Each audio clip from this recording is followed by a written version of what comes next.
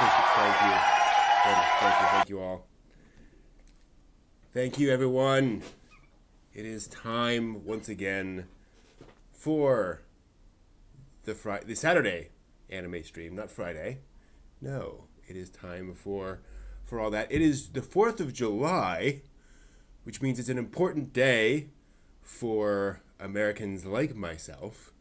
So you may be hearing some pops and bangs and sounds and such as we go through things, and we have we try to talk about anime tonight, but inevitably you'll be hearing some celebrations outside. Just be ready for that. Otherwise, it's been a fun week for me. Been catching up on some anime, and as usual, I'm going to start by talking about something that is a big love of mine, and so I'm going to talk a little bit about something I love a lot. Well, I should actually adjust this a little bit. Hold on. Now that I'm looking at this, let me make a slight adjustment. That's better. Okay, that's a little easier. I'm going to talk today about an anime that I love, but is definitely not for everyone. The anime I'm going to talk about is Infinite Revice, anime from, I believe, 1999, and it is about a group of teenagers on a big space station in which very strange things are happening. And what I'm going to tell you about the premise is sort of very classic kind of back of the DVD case sort of stuff. So don't worry about this being spoilers per se, even though it may sound like it. The main characters are all, like I said, sort of teenagers on this, basically think of like a Votech in space. It is a giant space station that is designed to teach young people how to become astronauts. It's set in the future. And the idea is you need a lot of training to learn how to operate all this machinery out in space. So teenagers go up there and learn how to be astronauts, basically, how to use all this machinery and so forth. And so we get to see them training and learning how to do all this stuff. These girls are learning how to be basically space stewardesses, which is kind of funny. And you get all the various stuff around that and training on that. And then things start happening. This is a series in which some bad stuff happens because basically, and again, this is basic premise stuff, there is a terrorist event on board the space station, and the adult instructors attempt to resolve that, and they do kind of resolve that, but in the process, all of the adults die. And so it's a whole bunch of teenagers all on their own having to survive for what turns out to be a very long time. Some folks have called this Lord of the Flies in Space. That's actually not really accurate because this is more an exploration of how these characters all interact and consider how to behave when they're under great stress. In other words, while Lord of the Flies is about basically how everyone devolves into chaos, society devolves into chaos. This is about people trying to figure out the right systems to be in place to keep everything going. And the thing is, not everyone's right.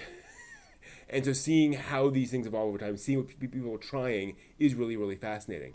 What's also cool about Revice is it has a very, very large cast of characters. I'm going to see if I can show you a little bit of some of these shots here. Because one of the things they did for Revice is that there are, a lot of characters on the station, and this is not going well. There we go. This is a little better. You see a whole bunch of these different characters. According to the staff, they designed character designs for all 500 students on the Liba Delta. And you can kind of tell in a lot of these crowd sequences. There's very little in the way of sort of generic background characters. everyone seems distinct. And one of the great things about it, one of the reasons I love it, is that you see a lot of different storylines evolve over the course of the anime series. It's only 26 episodes, but every time they cut to a hallway and characters, and you see different characters in the hallway, you start to pick up on, like, oh, that boy and girl are always together.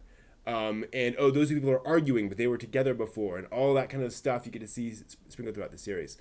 It is, granted, it's one of those anime series that does hit a lot of different genres. Again, there's science fiction. There's not much in the way of action. It's mostly drama. There's a little bit of romance, some comedy here and there, but more sort of black humor in everything that's going on with them. This is one of those series where, let's just say, death is always a possibility, right? Like they're in space, and it's a very harsh environment, and people are trying to avoid that as much as possible. But this is one of those series where it was nearing the end, and I was like, man, like I could see death coming for a lot of people here, or they could all survive, because those are all very legitimate things. And it's rare to see an anime series that is this complex, that deals with this many characters, that deals with a subject this heavy, and really explores that over the course of a two-core anime series. It's a really fascinating show. I just found it something that just really engaged me, and really, one of the nice things about it is how it provides so many different characters, that if this character doesn't work for you, this other character will. And they're all teenagers. You know, some of them have really bad ideas, and some of them have really good ideas that aren't immediately apparent. So, really interesting series. Again, Infinite Revias, just a really fascinating show about all sorts of things happening, and it's just it's an interesting show, which not everyone likes, but definitely works for me. So that is my recommendation for that. Hey Jay. Yeah, the torchlights up there are not very happy tonight. One of them's kind of struggling a little bit, so I may have to go and bang it a little bit later. So that is that. That is Infinite Revias. Let me transition back here real quick. There we go. There's a Right Stuff sale. I knew there was one going on a while back, but did not know it was still going on today, which is cool. Always good to see that stuff. Gervais rebooted in Kanata. I do not believe so. Good sale. Cool. All right. I think Kanata. I'm not familiar with Kanata. I'll have to look that up. But before I do that, we should talk about the news. And I don't have. Well, actually, I can. But I don't know if I. Y'all hear that?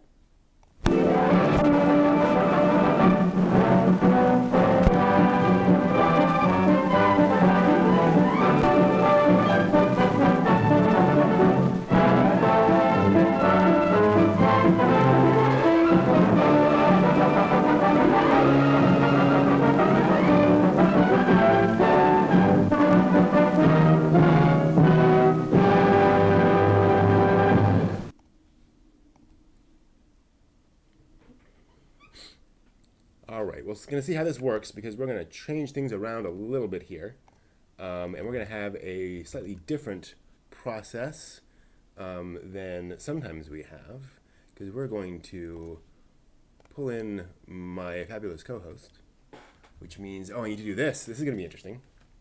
Guess I'll do it this way, maybe. Oh, over will work. That's fine, too. And I'm going to try to switch in. There we go. And we will switch over to, whoops, remove that a little bit. There we are. Hello. Welcome, JJ. Well, here's me. Indeed. Thank you. Yes. And we're going to go ahead and talk about... I got my news hat on. It's not nearly as impressive as yours. That's quite all right. I'm going to have to switch over Okay, so what's going to happen here is I don't have the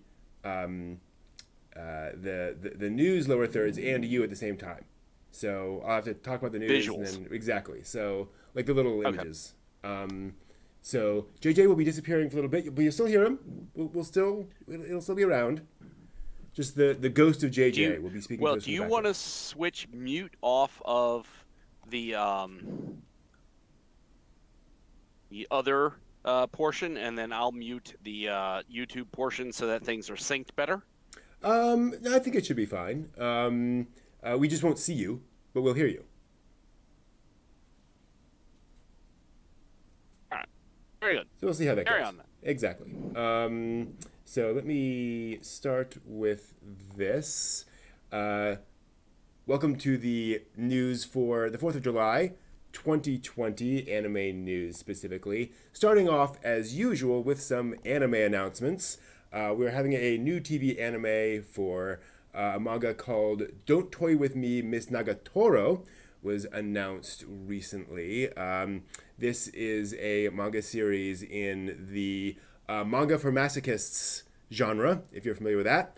So it's about a main character who is constantly being denigrated and toyed with by Miss Nagatoro there, and his adventures therewith. So if that kind of thing appeals to you, that is that, and we'll be getting that anime in a little bit. Also, we've got news of a Knights of Sidonia movie coming in 2021. This will also be, yeah, this will be an all CGI anime film. It has been confirmed it will be an original story. Tsutomu Nihei will be overseeing it, and it will be essentially a sequel storyline of some kind to what we have seen so far in Knights of Sidonia. So very exciting, but nothing more that we know of beyond that at this point. That's not all, though. We are also getting a TV anime of a manga series called The Dungeon of Black Company. Yet another isekai anime series. We haven't had quite enough of those yet. This one is a story in which the main character is this completely lazy middle-aged man who gets reincarnated in a fantasy world and is essentially forced to work in a mine and has no choice but to work really hard physical hours constantly. So suddenly he has to work. How horrible that is. So clearly a comedic bent to that. But new Sky series coming based on Dungeon of Black Company. And so that is that new anime coming. No complaints there. With COVID-19 affecting schedules, exact dates. Even if we had exact dates, I wouldn't trust them. Just know that those things are coming. Speaking of COVID-19, the live-action Cowboy Bebop has been allowed back into New Zealand. They've opened their borders to certain productions in New Zealand that were shooting there, had to leave. They're now back. Cowboy Bebop is one of them, including the Lord of the Rings Amazon series that's also allowed back, actually. So they'll be able to continue filming on the Cowboy Bebop live action, and we'll get to see that hopefully someday before the heat death of the universe. We will, we'll see, maybe, possibly. That's not the only thing that COVID-19 affected. Also affected was Funimation's plans for cons this summer. So they've been running a Funimation con this weekend, and we have some news out of that. A bunch of different little things, announcements of stuff they're streaming. Funimation's getting Naruto, which is actually kind of interesting. But also notable that they've announced the Demon Slayer movie they will be showing in theaters.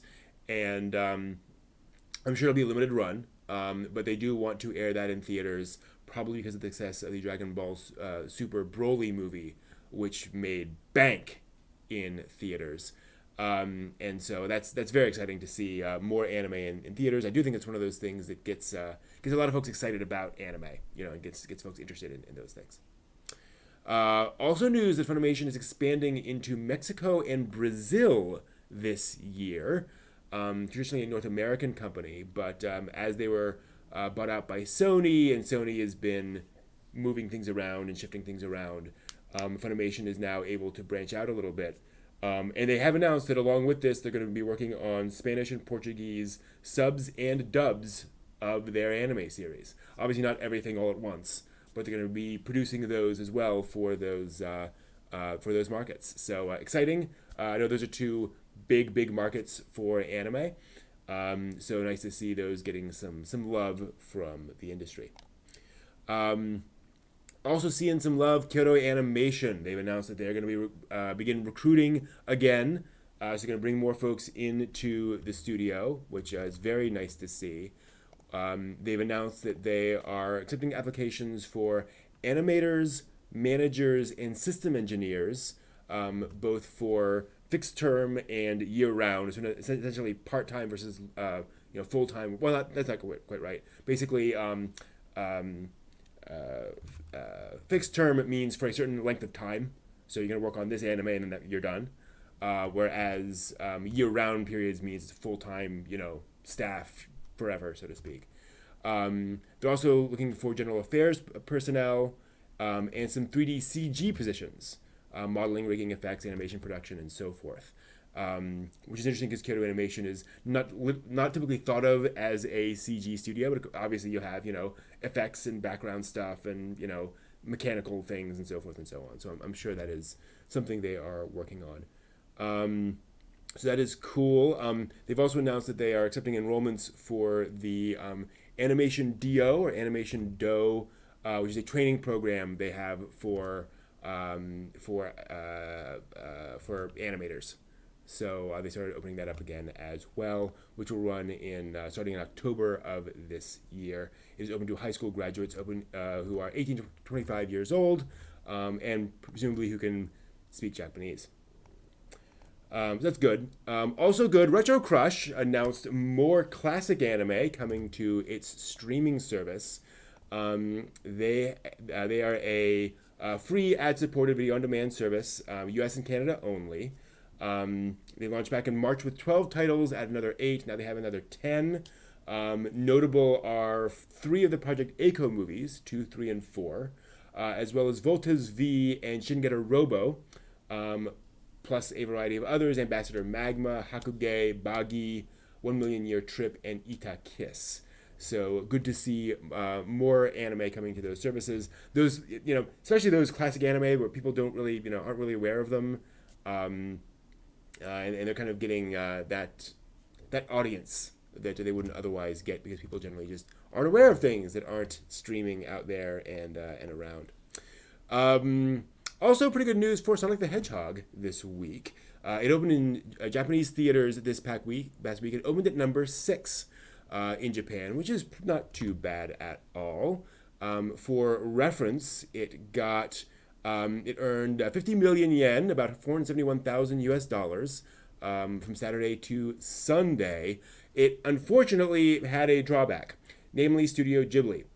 Ghibli decided to put a lot of its movies back in theaters, so they have all been running in theaters, and so the top 1, 2, and 3 movies in theaters that weekend were Ghibli films, because of course they are. Who wouldn't want to go see Ghibli films in theaters? So Spirited Away, Princess Mononoke, and Nausicaa the Valley of Wind were the first, second, and third most popular films of that weekend, making... Spirited Away made $854,000 in that weekend. Exactly, yes. It's like, Ghibli! But good on you. Sonic, $471,000 is not loose change in the Japanese studio business, or Japanese movie business. So good to see that's getting some love over there.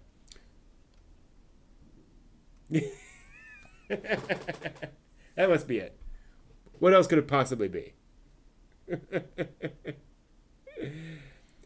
Speaking of love being shared around a little bit, also in news about, worker conditions over in Japan. There's actually an announcement on Studio Trigger's official website. They've reached an amicable settlement, so they say, with a former employee about some unpaid overtime. They say it was basically the person had flexible hours and was working long hours and had worked a lot of hours, and because there was nothing like in place to say, well, you worked X hours and this gets that much, that it was an oversight, so to speak. But this has been addressed. The former employee said, quote, "It was rough, but I'm glad we reached a settlement without incident. I'm hoping for the proper use of flexible hours in this industry," end quote. And Trigger said, quote, "We are making efforts to improve working conditions going forward," end quote. I think that is the key quote from this, that Trigger is actually addressing the fact that people are working overtime and dying at their desks, basically. So yes, it's a good thing to see some stuff there. Finally, a sad note to end off the night. The mangaka behind Harakyo Maid Team and several others, Morishige, passed away this week. Morishige is responsible for quite a few things. Koi Koi 7, Gakuto no Vector, Sakura Sakura, and Oshikake Maid Shirayuki-san. What makes this a little more complicated is that it turns out Morishige is a husband and wife team. And this was not revealed until this happened, and it has not been revealed which member of that team passed away. But obviously this has a very strong effect on that, and we will probably not be seeing any more from either member of that, however that worked out. So always sad to see someone passing away in the industry. But that is all the news for this week. Want to mention that, and thank you all for watching. See you next week. All right, so that is the news. Before we talk about anything else, though, I do want to talk about the history. Anime has history. Imagine that. So let me do that real quick. Whoops. First, we got to do the. Yeah. Got to reveal the line. There's the line. Okay. Let's just go ahead and the money line. All right. Let's talk about the history real quick. Because I have two little things. Welcome to This Week in Anime History, where we have two things to talk about this week. This week was the birthday of Serena, or Usagi, however you want to call her, of Sailor Moon. Now, by that I mean literally the character's birthday is this week. So if you wanted to wish her a happy birthday to Serena or Usagi. People get really upset about the whole naming thing. So just whatever you want, that's fine. This was also the week that is the anniversary of the first Anime Expo. Back in San Jose, California, back in 1992, we had the very first Anime Expo, which got 1,750 attendees, so not chump change, but very impressive to see. The very first Anime Expo, of course, it's grown to having huge attendee numbers, absolutely crazy attendance on Anime Expo. But yep, it started way back in July of 1992. So that is that. Very cool. So that is the history of the week. Hope you found that useful. Thanks for watching. Cool. Nothing too crazy, but just worth noting. I'm having some weird. There we go. There it is. Some slight chat issues, but that is fine. Let's see here.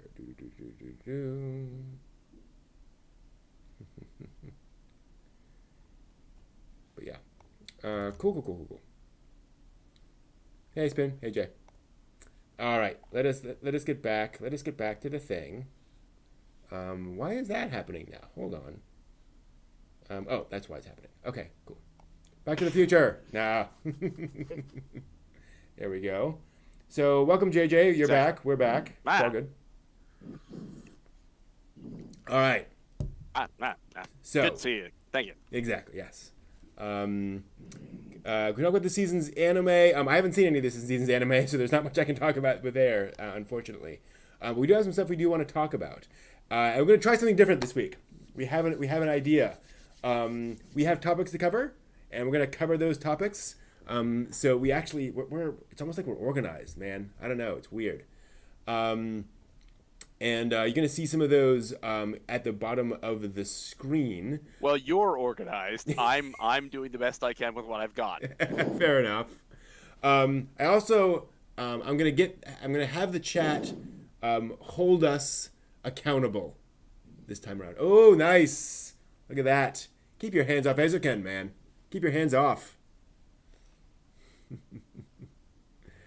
I'm straight. There we go. So I'm gonna set a timer for our conversation, and we're gonna see how this works. So we're gonna have a yes, that's right. We're gonna have a timer, and it's gonna show up on screen. So chat room, if we're going over time, help us. Let us know, because I have this bad tendency to just keep on talking, and not pay attention to how long I've been talking. So yes. Hey Ginger, good to see you.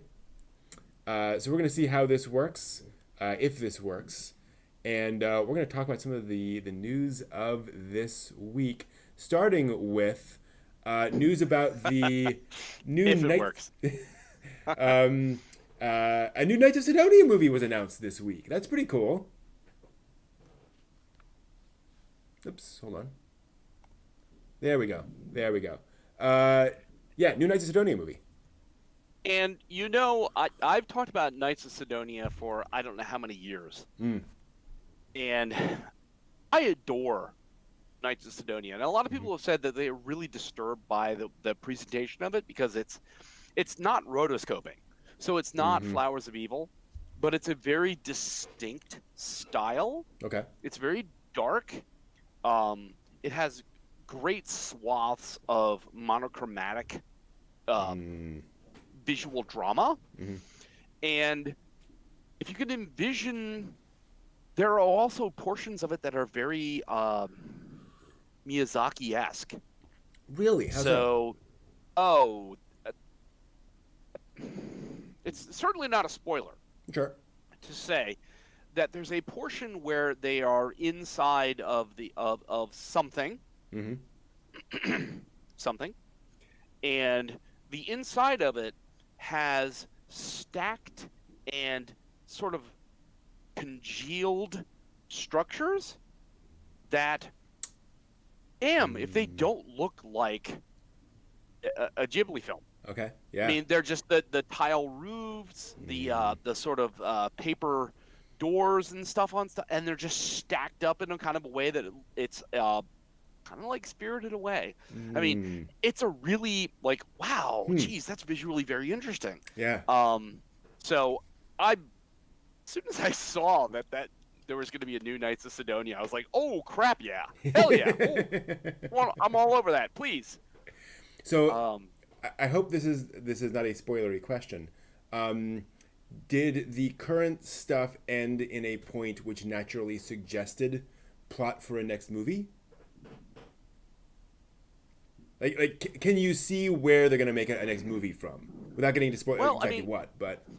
And it's totally not a spoiler to say that what is going on in the entirety of the series is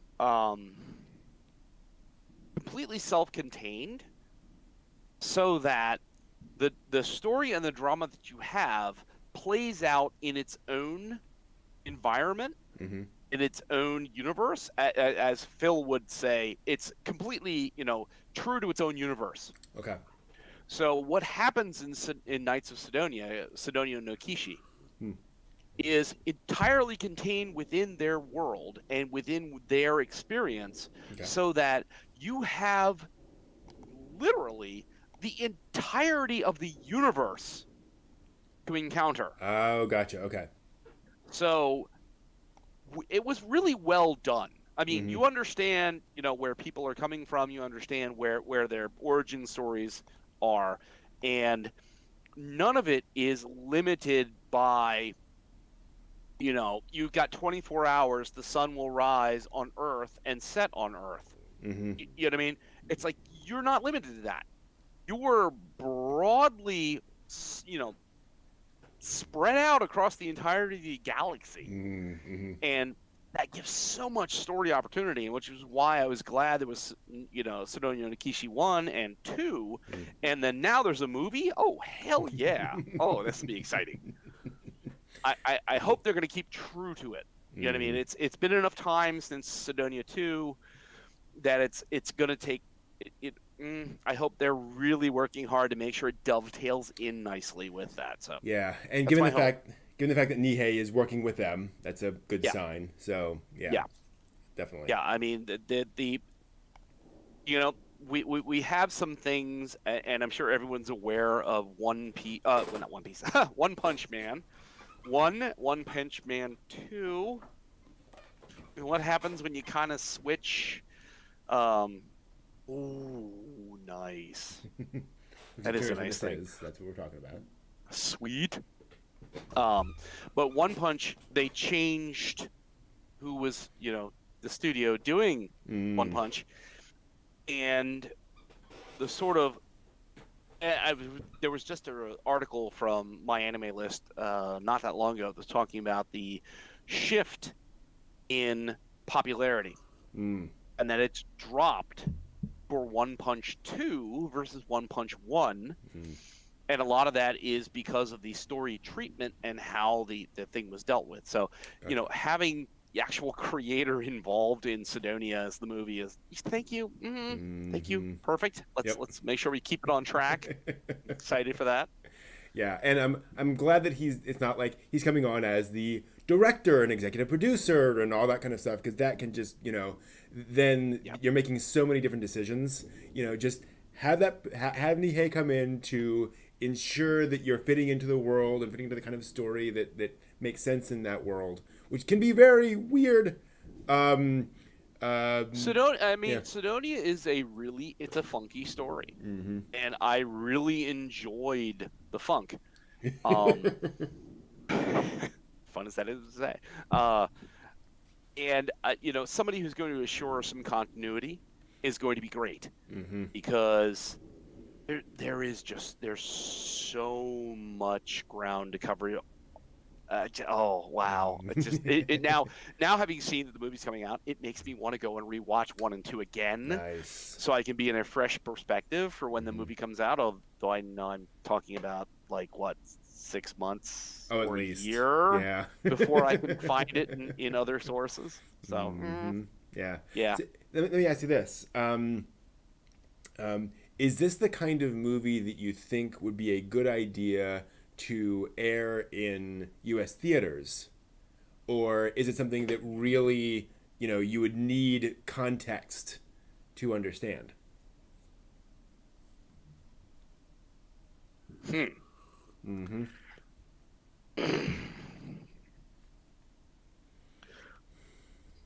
Geez. Okay. Here we have touched on this in prior discussions about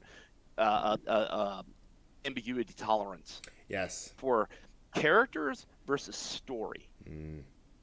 This is one of those things that I think Sidonia would resonate with those people that love Alien. It's got that dark, brooding kind of I feel edgy. I feel tense. Watching Sidonia gives you a tension, and it gives you a darkness that palpable. I mean, it's very much like the Alien series. So I think if they've done it right, movie-wise, not necessarily for the franchise-wise, so not necessarily telling a story from alpha to omega from beginning to end, but telling a story that is at least complete enough in and of itself. I think people that are into good stories, good visuals, and into that sort of alien-esque kind of world, I think this will resonate with them excellently for the U.S. market. Yeah, and I think now if you're looking for the entirety of the whole story, all the way, no, that's not how that's going to work. And I think that key visual kind of gives me hope for that, because it is a very stark image. It is not, cute moe girls. It's not, sci-fi ships. It's very, Hopeful, but still, yeah, dark. It's I. It's hard to say hopeful because not spoiling, but understanding sort of the context of at least the series, and you've got the actual manga, so you know more of the story than even I do from just the anime. That visual is just so, oh my goodness, if you know what I mean. It like there's a lot going on in that single image, and it's. Oh, it makes me hopeful. I hear that. It's because it's. I could give you any kind of a good analysis as to the placement of individuals in that shot, the inferences to be gained from placement and coloration. Gotcha. Any number of things, and that's just the anime. I mean, I'm sure with the manga that you've read, you have much better information about how to interpret that visual. I have not gotten that far in the manga. I don't know. Yeah. Oh, to say, because there's a lot of background that like so many series I've seen. There's so much background that I just really want to go back and be like, okay, what did you adapt, and what did you cut out? Because there's certain elements I just don't understand. Yeah, and granted, Nihei likes doing works where things aren't explained, where you are seeing this small slice. Blam is a great example. You're seeing this small slice of the world, these couple of characters, and no one's gonna stand up and say, well, as you know, Bob, right? It's just not his style. You don't have the main evil protagonist step forward and say, well, here is the entirety of my reasoning for all this that I've done now today. This thing. Yes, it's funny. That is very true. There's a manga he did. I'm forgetting the name of it. It's neither Knights nor Blam, and it's like he does that a fair amount. Like there are detectives and things, the folks kind of explaining things. It's like, this is weird. Like I like it because I actually know what's going on, but it's just not what I'm used to. Well, it's not something where somebody who goes and commits a murder just suddenly ups and says, well, here's the reason why this happened. It's like, no, it's actually for Sidonia and for Blam, presumably. Literally, if you conceptually wrap your mind around what would happen if you just walked into a given conversation that's happening between, one or multiple people, 2, 3, 4, you have no idea what the background is. Yep. None of it. So what you're getting is entirely the story from that moment that you check in to wherever you check out. Yep. Now, ambiguity tolerance, certainly, but you know what? If that's your story mode, then I can totally understand that, because how many animes have you seen where it's like you seem to come in at a point where it's everybody else has got everything else kind of going on. Yeah. And then you watch it through a segment of this, and then it stops, and you're like, okay, huh. Have you seen Bacano? I've not seen the immortal gangsters on the train yet. Because not only is it that, the first episode consists entirely of a man and a child trying to decide how to tell the story of Bacano and where to start and what constitutes a story. So you want to talk about something where it's like, this is complex, folks. Like, we're gonna address that straight on. Yeah, it's very interesting. It's interesting because I've talked before about Gaire Zero and how much I enjoyed Gaire Zero, and that's an arc. It's an arc of the Gaire franchise. Okay. So it starts off with characters that they're focusing on, but you also kind of in the background and sort of the halo of it, you got some of those characters that are part of Gaire. So Zero only just tells you this very small slice of life, but you're aware of the fact that there's something else kind of going on in the greater universe. But that's not the issue here. The issue is exactly from Alpha to Omega in this instance. Mm. And it's like, Yeah, it's interesting. And you can contrast that with, say, is this a spoiler? Angel Beats, right. which is, this is the story. We're telling this story about, and we're done at the end. Like, Right. we could tell other stories in this universe, but that is very much, clearly this is where we were going. Well, how about Death Parade? I haven't seen it. Death Parade. I've read enough about it. I have not tuned in on it, but it's like Death Parade seems to be, you're covering only the small slice of the characters that are entered into this. Gotcha. And there's a whole universe outside of that. There's a whole driving function outside of this, but that's not important. What you're looking at is these people that have sort of entered into this and what's going on there. You know what I mean? So it's like, okay, I get that whole thing. So cool. Cool. That's very interesting. I'll be very curious to see how where Knights of Sidonia goes. All right, let us talk a bit about Kyoto Animation, because Kyoto Animation is recruiting again after the terrible events of last year. Was it? Gosh, I can barely remember. So yes, we will. It's good to see them, getting back up to speed with things. Certainly. Well, I mean, we knew KyoAni was going to. I mean, that's the outpouring of love from across the globe for KyoAni certainly was an indicator that they were not just going to, close doors and say, we're so sorry, we're going home. So I think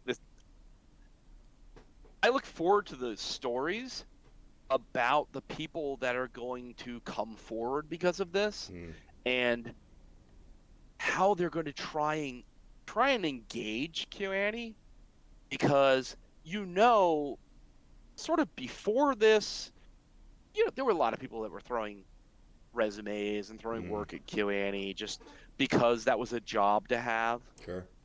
And now there's going to be that, pile of 50, 60, 70, 200,000 people, plus globally people that, it's going to be hard to overcome that you have to speak Japanese. Sure. But there is going to be a significant number of international applicants because KyoAni has come up so much into the public consciousness as a result of this.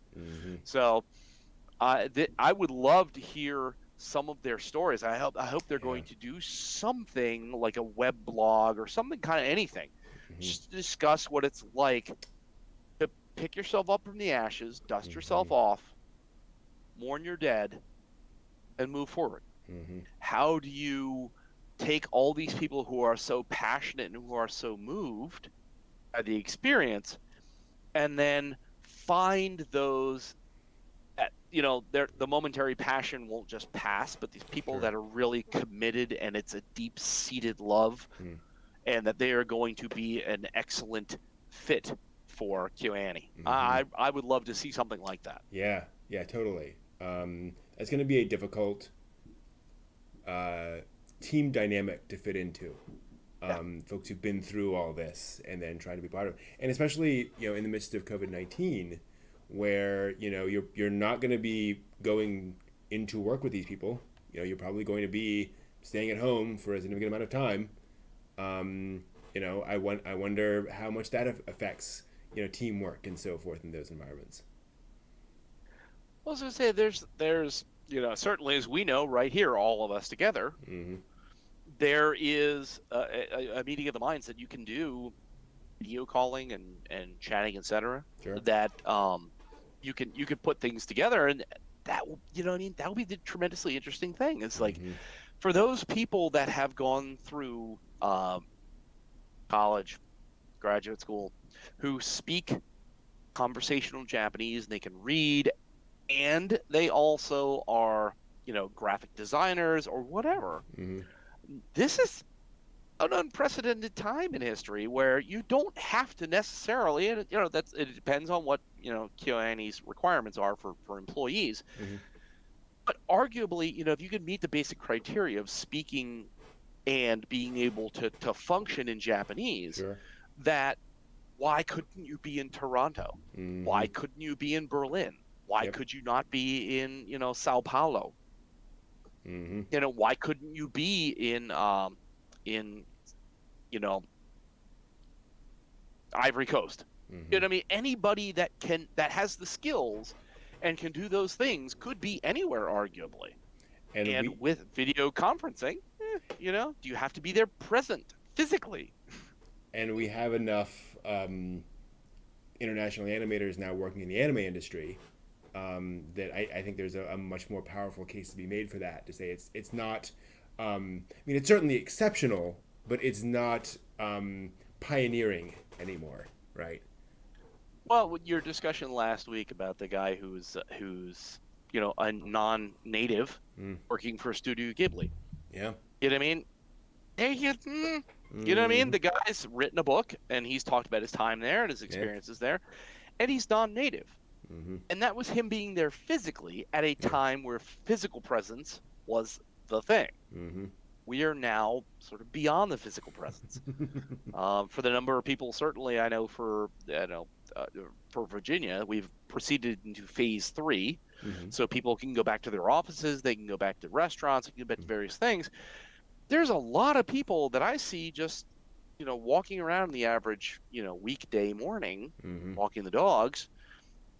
They're not physically going back to their offices. They are now doing video conferencing, Zoom meetings. They're doing all this stuff from home because their physical presence is no longer required to get the work product. My team will probably,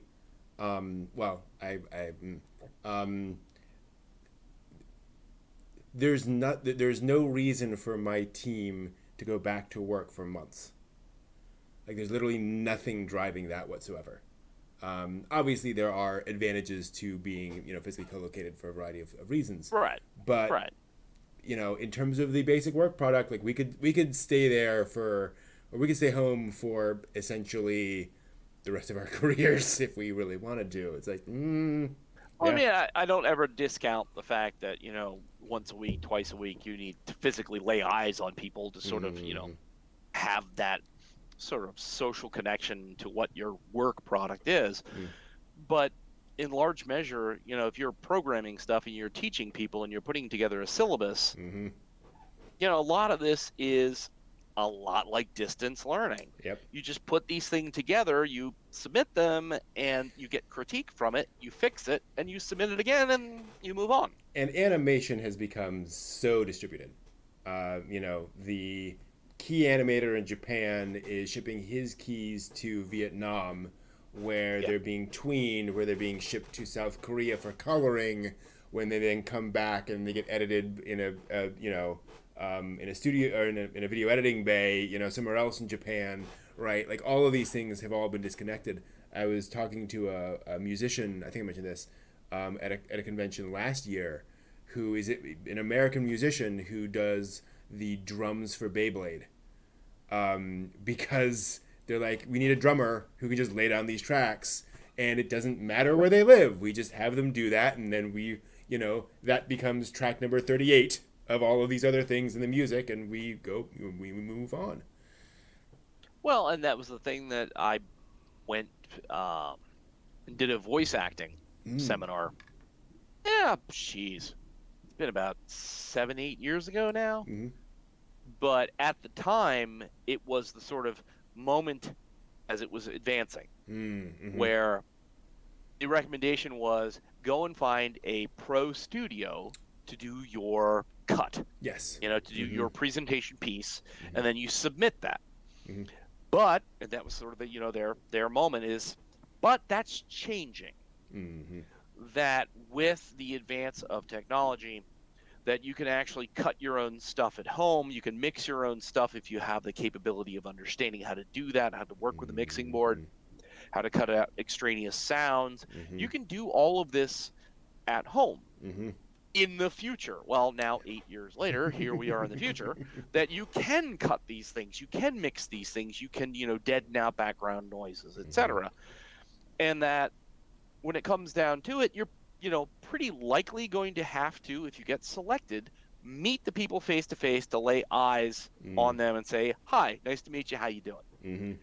And then after that, they don't need to have a studio time. They don't, you know what I mean? Yep. If you can produce the quality that they want in the time that they desire, you can sit at home Well, and do just as well. it's one of the reasons Funimation has gotten back to dubbing so quickly, because all you need is if you're using professional studio, even all you need is an engineer and a voice actor. They're not within 6 feet of each other, and so you just go back to work and you do that thing.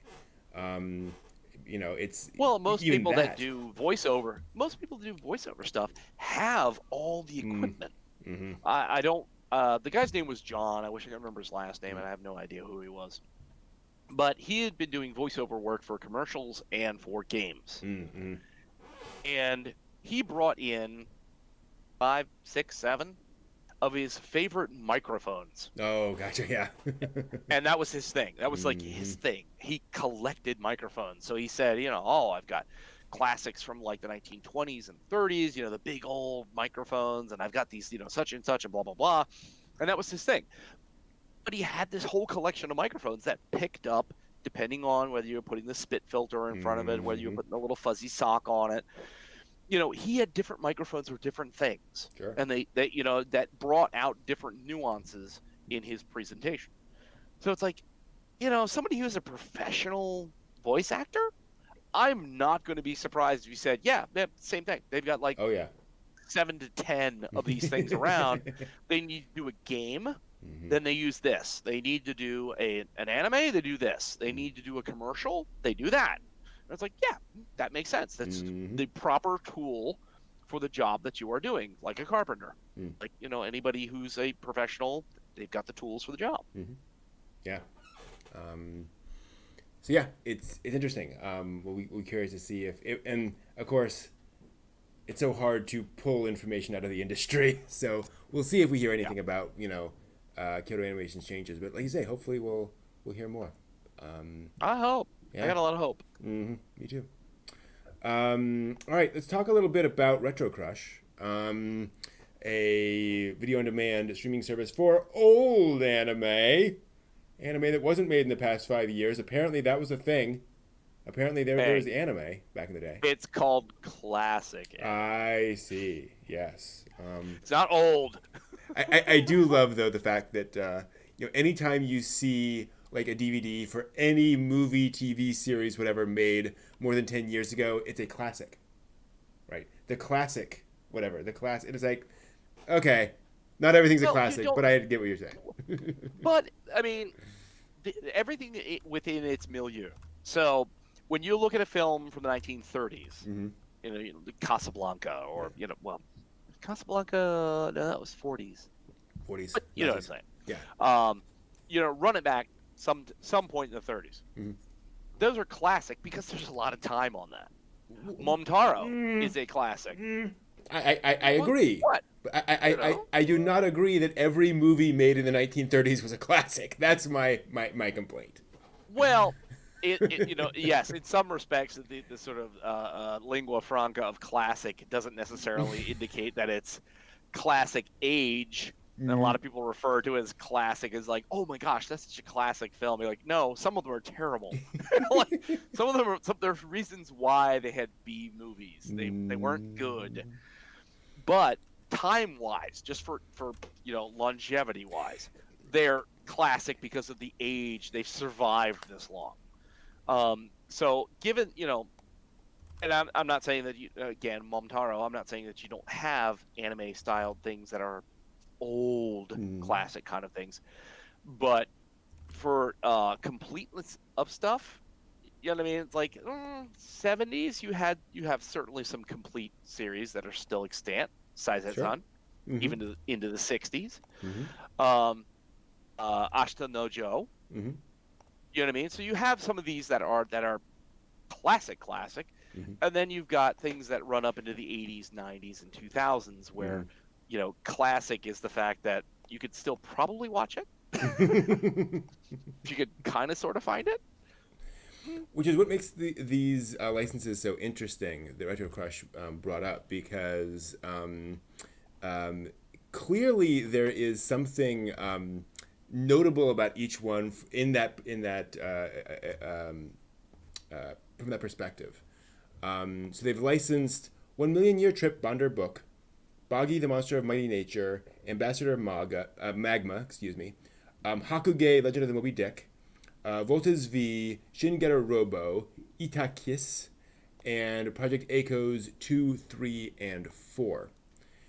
Now, the 1,000,000 Year Trip, Baggy the Monster of Mighty Nature, and Ambassador Magma are all Osamu Tezuka works, at least based on Tezuka works in some way, shape, or form. So that makes sense, right? Like that's why you license those.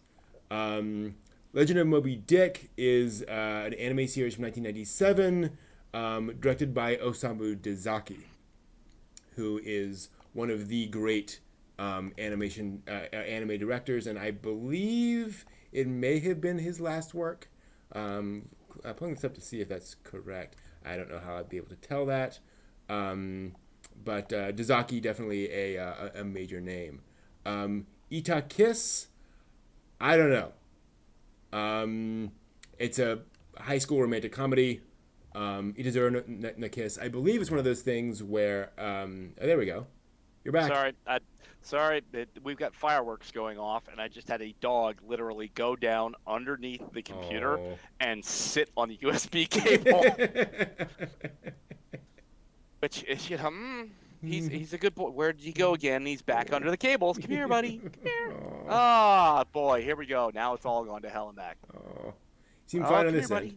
Come here. It's okay. You don't have to sit on the cables.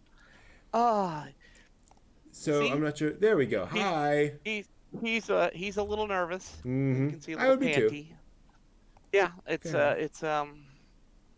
a night. Every 4th of July, it's a night. 4th of July is the worst night of the year for dogs. Yeah, it's that and New pretty Year's. damn miserable. Yeah. Mm-hmm. But at least in New Year's, it's cold, so there's not as many people out and about doing stupid stuff. Hi, yeah, I see you, buddy. Aww. All right. There you go, buddy. Over here. You just sit there. Don't get back in the cables. That's an interesting experience, though. It's like I go off, everything disappears for a second. I'm like, oh, hey, here we go. No, we're not going back under there. Oh, we can go over here. Whoa, there we go. So we get Tezuka Works, which makes sense. Dezaki, which makes sense. Again, Itazura no Kiss, I think is a kind of a shoujo classic. Folks wanted it. That's fine. But then you have Project Echo.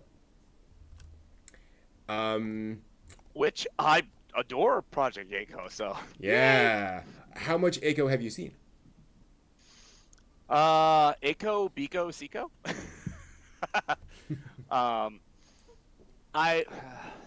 I've seen 1, 2, 3. Okay. And I almost swear I've seen parts of one that I don't know if it's 4 or if it's like some kind of other weird kind of thing, because I sat down to watch it. I'm like, I have no idea what's going on in here. Is this the one where they're in space? Much less sense. Yes. Yes. Battle Blue versus Battle Gray. Okay. Is that 4? Apparently, I don't believe so. Let me just double check here real quick. Because Battle 1, 2, and 3 kind of mostly kind of sort of make sense, but yeah. After that, it gets a little like, what the hell's going on here? Yeah, Blue versus Gray is sort of a kind of a reboot. They're just kind of like, let's take these characters and just have a whole new storyline with them. We'll forget everything else about it and put them in space and make them space bounty hunters. I'll put it this way. Project Echo 4 begins with the words, in Iraq. So, no, it is not the space one. There's some ancient relic prophesying the end of the world. And then Echo and Biko fight over Siko. All that classic stuff. Which is fine. 1, 2. Mm-hmm. By 3, you're kind of like, I've had about as much of this as I can handle right here. So, mm-hmm.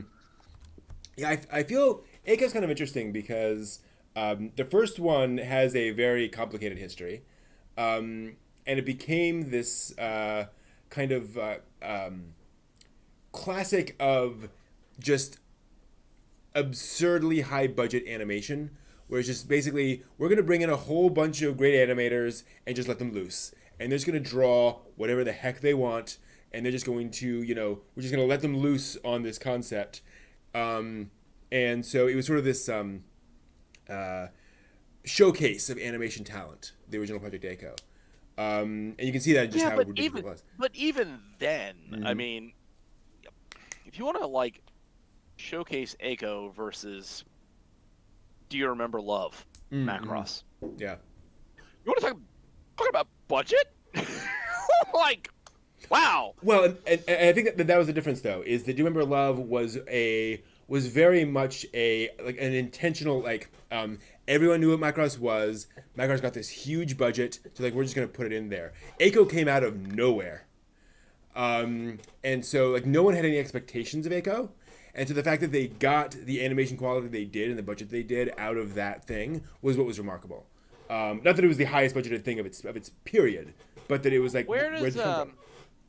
where does Echo fall in Kimigure Orange Road? No relation I'm aware of. Oh, no, contemporary. Oh, gotcha. I'm not sure. I mean, similar, certainly. Because the hairstyles, the character art are very similar. And you look at Kimigure Orange Road. Sure. It's a thing of its time versus Echo, where it's still a thing of its time. But yes, okay, you see where there's the budget for making it less that time. Certainly there. I'll agree to that. Yeah. That's interesting. And the fact that they got, 4 or 5 sequels out of it. Yeah. Is pretty impressive. So that's cool. For its time, I mean, hell, even here in our time where you had to rely on a bad Laserdisc copy on a VHS cassette, it was still pretty damn impressive. It, I think, holds up for nostalgia. Sure. When I watched it again, but it's genuinely not bad. Oh, yeah. Some of the ship designs that they use are, they've held up as long as you're reviewing them within the time period that they occurred. Yeah. The mecha designs are great. Yeah, I mean, it's, again, you look at Sidonia and Nokishi. You've got a computer that's doing all that, and it's, you know what I mean. And then you compare that to Echo. It's like, no, that's a bad comparison because there's just the capability wasn't really there. But for its time, its mech design is pretty solid. Yeah. Surprisingly. Yeah. And its pantsu shots are to not be missed. This is true. Yeah. No. And well, what's fun about Echo is it is such an unapologetically comedic parody kind of an anime thing. Where so many things, you'll have comedy, you'll have parody, but it is just, that is all this is, just for 90 minutes. You're just getting constant ridiculousness, and that is very much one of the things I think is cool about Echo is that not only. A lot of times you get a parody, and it's kind of like the thing in Echo of they're watching the movie and, oh no, it's the Colonel, and it's Colonel Sanders. You get a lot of that humor, but the fact that Echo's whole concept is making fun of absurdly huge anime science fiction stories of miles long science fiction spaceships and crazy drones flying all over the place. And just how much they ramp that up to absurd levels is part of the fun. Well, it's the intersection with Gundam. Because have you ever noticed some of those bots kind of look like Zaku's? Some of the what? Sorry? The bots that they have, the sort of robots that the girls are piloting. Oh yeah, totally. Look. Kinda, sorta. Oh sure. Like Xeon kind of ships. Yep.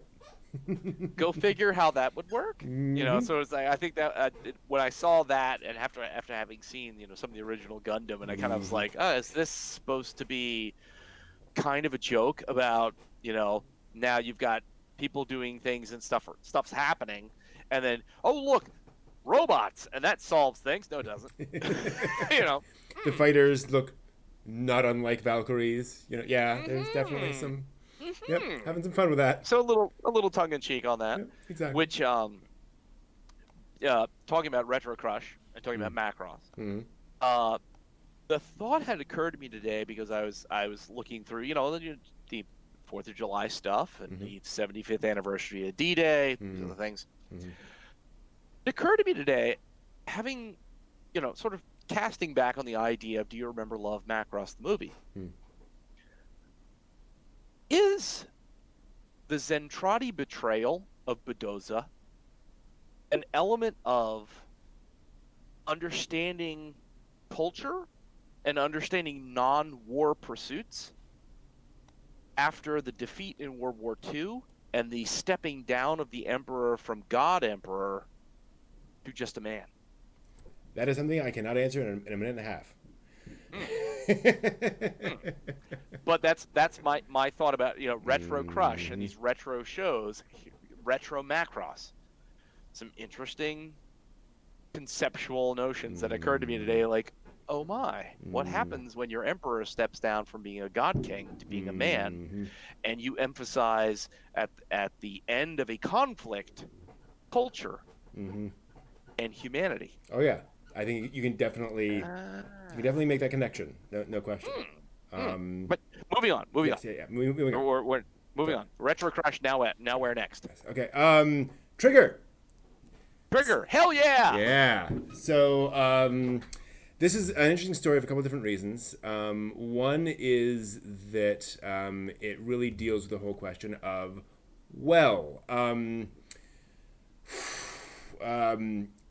working conditions in the anime industry have been a topic of conversation for some time, on both sides of the fence. People saying, how terrible it is, and then folks responding by saying, well, the industry's been this the way for a long time. It hasn't really changed. So what does that say, and how do we, react to that, and so forth? And so the news story. Japanese working conditions in general. We talked about it the end of last year. Yeah. The lady who worked herself to death, and her mother was out being a proponent about changing the work culture and the ethics of Japanese business to not drive people to the absolute human limit for productivity. So seeing this, gets paid unpaid overtime, it's just like, well, I would really, I hope that's a message that things are dialing back to be like, oh yeah, that's right. You're not just an unnecessary sort of cog that can be replaced. You're a person. Oh, go figure that. So yes, and again, I do not know what the conditions are at Trigger. Like I don't want to suggest that this says anything about Trigger one way or the other. But they said that this is related to unpaid overtime from errors with long and flexible work hours. In other words, you have these long hours, but you're not getting paid by the hour, right? So it's maybe a salaried kind of a situation. How does all that stuff work out? So, you're right. Thank you. So that is a thing that they've apparently addressed. The employee wrote, it was rough, but I'm glad we reached a settlement without incident, and I'm hoping for proper use of flexible hours in the industry, while Trigger said, we are making efforts to improve working conditions going forward. Which sure sounds like this is something that they are taking more seriously. Now, the fact that they said this was due to errors with long and flexible work hours suggests that it wasn't simply a matter of working somebody to death. It was more a matter of he should have been paid. There was a case where he should have been paid. We didn't pay him. Fair enough. We paid him. So I think that's a factor as well. But just, they didn't have to add on, by the way, we're working on this. This is a thing that we're trying to make better. So that's cool. Well, I think given that it's generally, it's an issue that's been increasingly on the radar for Japan, that Trigger owning up to owing anything, especially in a flexible sort of non-traditional, construct. Hopefully, I mean, and I mean that genuinely. Hopefully that's a sea change. Hopefully Mm. that's not Trigger alone, not just the anime industry, but that's Japanese business in and of itself, Mm. is this acknowledgement that there certain elements of your workforce, they deserve the ability to live, Well, that's happening in uh, general. to In get fairness, paid. Yeah, I mean, I mean yeah. it's I know it's a consistent issue with regards to Chinese labor, Hmm. um, conditions, work hours Hmm. in general. Um, that comes up a lot with uh, like World Health Organization about Hmm. how much people are put upon and Hmm. how that affects their health negatively. Hmm. So it's I mean, hopefully this is a message that's going to help people to sort of more effectively manage their workforces in a way that is fair and constitutes just basic understanding of human experience. Might be a little hopeful. Well, I'm uncomfortable saying that the average Japanese worker or company does or doesn't believe that. Um, but the other thing is that this is a thing that is from what I've read is definitely an evolving story. Like Trigger is far from the first Right. company to come out and say things like that. Um, Well, there was a very interesting. It was like a mini documentary I watched mm, several months ago that was unusual, mm, and I found it off a link of a guy called Utah, okay. and he does a series of YouTube videos about Utah's Japan. Talks about why do Japanese people think of it this way about foreign people, etc. So Mm, Utah addresses it. Was a link all over from that, and it was literally a woman who was not getting paid for the extra hours that she was putting in. mm-hmm, And I don't remember. It was like literally like a trading company. It wasn't, mm, you know what I mm-hmm, mean? It wasn't anime. It wasn't like a retail business. yeah. It was some kind of office business thing. Mm-hmm, And it was only like 10 or 15 minutes, but she literally stood in this narrow street across from the front doors mm, of this trading company mm, and stood there. And that she was standing there protesting mm, the fact she had not been paid for the hours that she had been put in. mm-hmm, And that was it. mm-hmm. It's like there was no big march, there was no Sure. particularly anything. Mm-hmm, She was just standing there protesting. mm-hmm.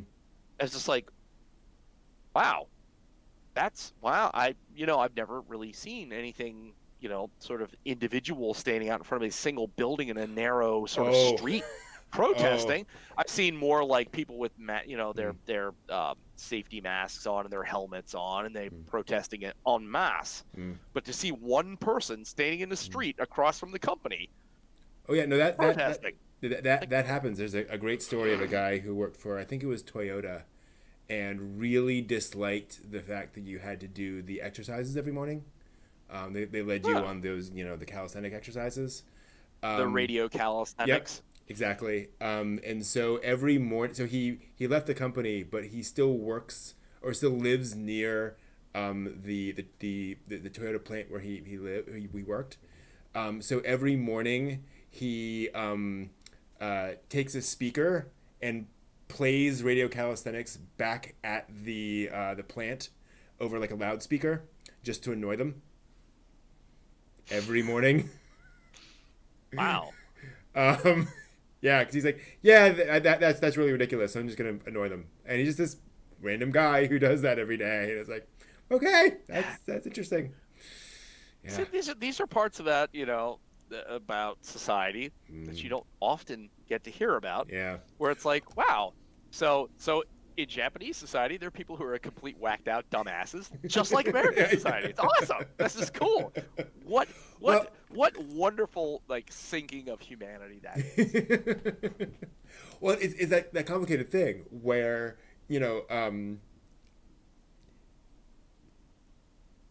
culture exists. Culture creates differences, but culture doesn't create aliens, right? You know, Chinese people are not incomprehensible to us. They just have different, you know, ways of doing it and seeing things. So it's always fascinating seeing how different a culture is and then how similar a culture is at the same time. You know, where there's just, you know, how wide is that variance? It's always fascinating. Human beings are jerk, regardless of like how like what your culture is. Human beings are jerks. Awesome. Pretty much. But you, I know, have been keeping an eye on Funimation Con Hell yeah. this weekend. I was curious about that, as to what that's been like. What's the experience? Really, if you want to sit back and just take what we're doing right now and make it between two sort of panel hosts, and then exactly like YouTube, where we've got commentary that's running on from different people that are checking in. But Funimation's con is just the commentaries. We have time to read them. We have time to see them and acknowledge them. We know some of the people who are responding. Yeah, imagine trying to do a panel to discuss stuff where there are hundreds of people who you have no idea who they are, and it's just streaming so quickly because and I don't even remember what the panel was. They were talking about it was a new show that's going to be premiering, and I wanted to chime in, but literally I couldn't track where my comment was going to happen because all the commentary was just flowing so quickly. Yeah. And they were not, the majority of the comments were not super in depth. Sure. But they were very short, like few words, you know, sometimes sort of acronym-ish kind of stuff. So they were just cranking. And it's just like, oh, okay. So I guess this is not, you're not really looking to like have an in-depth discussion about any particular thing that's been said in this panel. This is just like LOL. Yeah. ROFL, you know, laugh my ass off kind of thing. Kind of through the whole thing. So interesting, kudos to them, but it's, you know, I can really see where trying to do a large con, it's probably better to just stream it. Did it sound like they had like when they tried to engage in chat, did they have like someone off stage that was saying, you know, this was asked in chat? I saw literally nothing. Wow. Okay. Like, there was the two people talking in the one panel I was in. They were trying to be responsive to chatting, but it was coming so fast, and there didn't seem to be anybody moderating. Yeah, that's the thing. And it's like, so that part where the English speaking part was, there wasn't anything you could do. Yeah. The part where I tuned in, and I wish I had a better grasp on what was going on, but they were discussing figures. Oh, okay. So they had four Japanese presenters, and they were talking. They had a saber figure. Ooh. They had some other figures that you know, it was four or five figures that they were discussing. You know, does it look like the character? Is this, you know, is this true to what was, you know, what the story presentation is? And it was, you know, kudos to Funimation because it was all in Japanese. Wow. And they subtitled it entirely. Dang.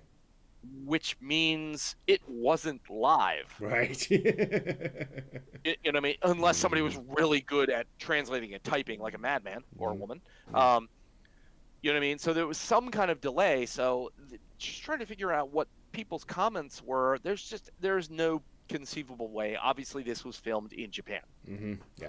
So for time dilation, they had been done this yesterday. You know what I mean? So any comment you're making right now there's no way for them to respond to that necessarily given the time of day. So it's just like yeah, I so, know. Interesting. It was neat. It was an interesting concept. Yeah, I know when D&D has done live stuff, they'll typically have somebody monitoring chat so that they can say, hey, here's something chat has been asking, you know, and I'm going to sort of, you know, say it for chat to the panel as opposed to the panel trying to like parse chat as it's going. All right. Well, and that too, it's like if you've got enough of it going on, you're only going to catch portions of it. You know what I mean? It's like if the same kind of thing is asked repeatedly, okay, yeah, you can sort of do a brief synopsis, be like, a lot of people are asking, you know, what kind of dice do you like to use? Yeah. But if, you know, one person's addressing, you know, how could you roll that such and such for this character? And the other person's like, well, but why wouldn't you roll? You know, it's like, you can't get into that when there's a lot of people talking. Yeah. So it was interesting. They only ran it, and this was the part that I don't understand either. They only ran it Friday and Saturday. Interesting. Huh. So I tuned in right before we got in here, and it was like, oh, everybody, hey, it's the end of FunCon. And I'm like, what do you mean end of FunCon? It's Saturday. Where's Sunday FunCon? Yeah. So I don't know. I'll tune back in, you know, tomorrow and see whether they're just going to have a recap. So, you know, basically the canned videos and discussion of everything that's happened Friday and Saturday. Yeah. But when you went to the Funimation site, you had live stream Friday, room 1, room 2, live stream Saturday, room 1, room 2, and then new series presentation, you know, here, new series presentation there, and then some other stuff that was, you know, scheduled in there from that. But it's just like 2 days, Friday, Saturday. Yeah. That's interesting. And granted, I know a lot of businesses got off the 3rd, got off Friday. So that kind of makes sense. I wonder also how much it was hurt for the 4th of July weekend. Because I know a lot of people are just, you know, they're visiting family and they, you know, they have family obligations and they're just not going to be able to turn into a con because, you know, I'm 15 at my, you know, aunt's house in Wisconsin. But then, you know, arguably you would have, you know, drop kicked it to the weekend after because sure as hell, you know, it's, mind you, it's summer on a Friday. Most people, if you're going to be going to, you know, Wisconsin to visit your aunt, you're going to be already on the road Friday. Exactly. Yeah, that's the thing. And Saturday, you're going to be, you know, 4th of July, and Sunday is going to be your trip home. Yep. So if you're, you know, if you say, well, I'm going to be on the phone in the car on the trip home from Wisconsin, Saturday, Sunday, okay, maybe Friday travel there, Sunday travel home, it puts you in the car for the period of time that you could watch the presentation. But, I mean, it's still, to me, to have a 2-day con shifted Friday, Saturday versus 3-day con Friday, Saturday, Sunday, it's odd. Yeah. I wonder if they just didn't have enough material for 3 days. It's like... Funimation. You know, you literally could just set up a video room. Like today I watched the new episodes of Monster Doctor Girl. Okay. And the new oh gosh, it's like the Maho King, whatever the hell his name was. It's a new Devil King video thing. Those, you know, I mean, those dropped today. Maho Gakuin no Fute Kigosha? Sure. Shijo Saikyo no Maho no Shisho Tensei Shite Shishon Tachi no Gakue. Sure.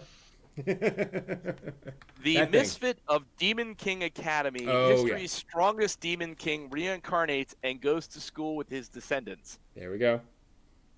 That's a title. That, you know, that's something that launched, you know, relatively recently. So why would you not have just, you know, had a Sunday video room? Yeah. Or like a Saturday afternoon video room. You know what I mean? Those are the kind of things that you're Funimation, damn it. You license this crap. You've got the pulse of the new stuff releasing. You got the damn stranglehold. You know what I mean? You're holding on to the things that are releasing new. So you would think you would have like a lot of video room time. And it's like, did they do any video rooms?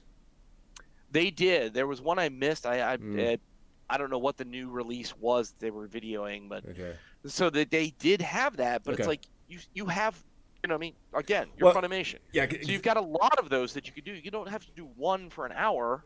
Right. That's 1 episode or 2 episodes or discussion and like that. You could do several of them. Just saying. Yeah, because I was wondering if they had live streaming rights, but apparently they do.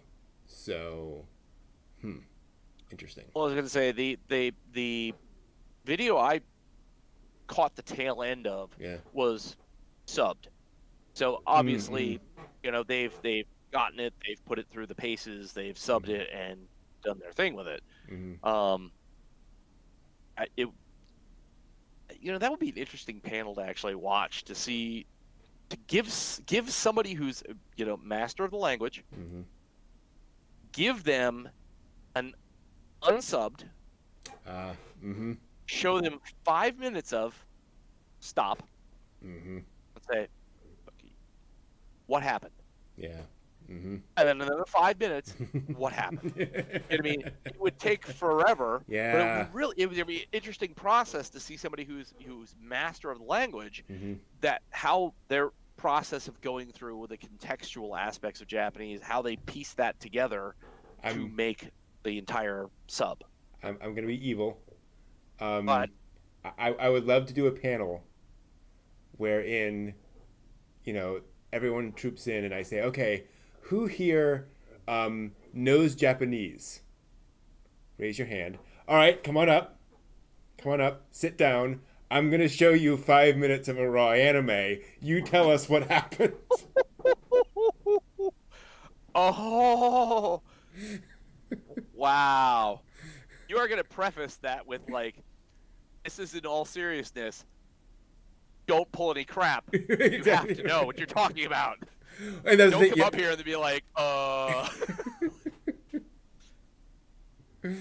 Yeah, no. I've seen Japanese. No. You need to speak in this, and you need to really. Yeah, because you're absolutely right. That'd be really interesting to see somebody, take something raw where you certainly you know enough of the language to be able to parse it, but then understanding terminology. Somebody's throwing you look at Ghost in the Shell, where they're throwing like specific technical terminology at you and like in world things where they haven't explained what that that word means yet in that world. Oof, that'd be a trick. Well, to say, and two, it's like as much anime as all of us have seen, you hear the same thing said a billion times. Bako Nichan. Right. Ganbare. Good luck. But you can hear that said like 30 different ways. And it's not necessarily visually looking at the context of things when somebody's saying good luck. Yep. It's not different looking. But obviously the context of what's being said is different. Yep. So good luck because you're going off to go fishing. Is a different good luck than you're off to storm the castle. Yep. Is a different good luck you're off to take your entrance exam. Is a different good luck from you're off to get a new part-time job. So it's like that would be really interesting to see somebody, again, not necessarily somebody who's a rank amateur, but somebody who's a master of the language that could sit there and watch and that I'm saying this as the wheels are spinning. Rank amateur versus professional. Yeah. 5 minutes where a professional sits down with 5 minutes of the show and says, "Okay, I understand contextually what's going on here. Blah, blah, blah. This is what the translation is." Yeah. And then basically the person who would do the fan sub who says, "I have no idea generally the context of it, but these specific words mean this in like dictionary speak. This is what this means." Yeah. And then to like see the two of them together and be like, "Ooh, wow." I have a story about this, but unfortunately we're out of time on that. So let me ask you this with the 1 minute we have left on this. Yes. What would you say is like one lesson that you have picked up from Funimation Con 2020 for online events? Like, what do you think they did well or did poorly that you think other events should learn from? I think in general the concept that you patented, yes, or should have, with OnCon, is that you've got the content, you've got the capabilities, you've got the bandwidth. Mm-hmm. We all want to go to Otakon. Mm. We all want to go to Gen Con. We all want to go to Triad. And those things are great in that period of time that they occur. And Funimation, Crunchyroll, Anime Expo, whatever, there is now the actual real capability to do this more than once a year. So that each con with a virtual component can do a physical con, so you can get there, you can get your merch, you can do your thing, you can circulate around and you see people. But if that real con happens in July, you could actually have a virtual con in January and December.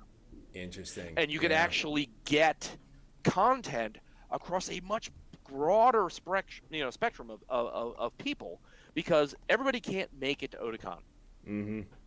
Everybody can't make it to Triad. Yeah. But sure as hell, everybody can tune in virtually.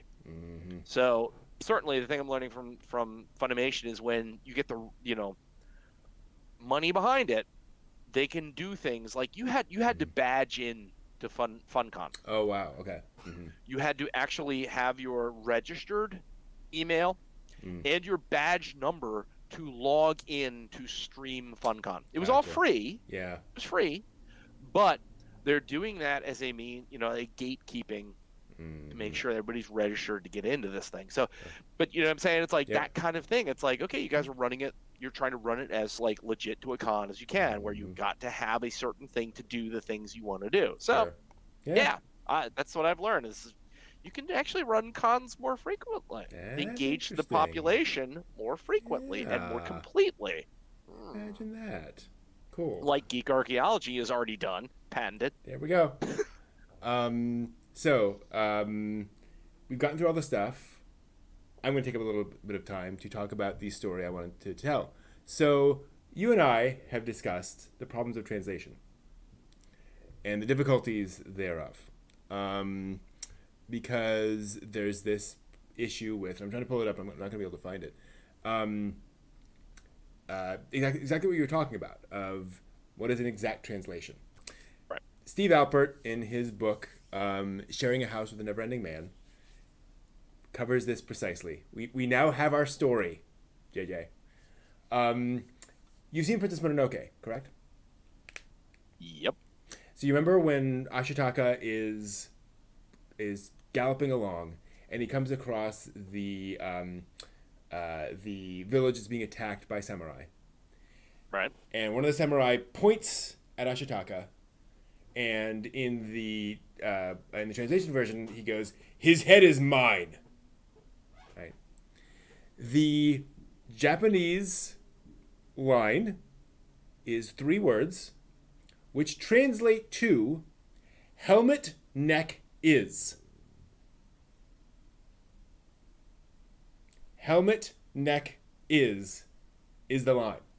The specific direct word for literal word translation. Helmet neck is. So I'm curious because I could not figure this out at all. Can you intuit what might that mean?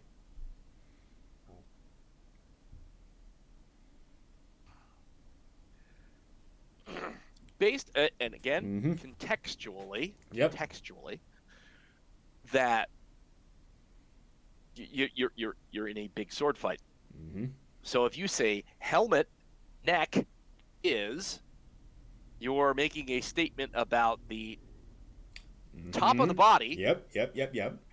And that the helmet and the neck are going to be a part of the thing that you're doing next. And it ain't going to be pleasant. It's not going to be a hug when you've got a 1 meter long length of sharpened steel. It's not going to be a pleasant moment. Exactly. But contextually, that makes some sense. Specifically by direct translation, it's just like, wow, that's abysmal.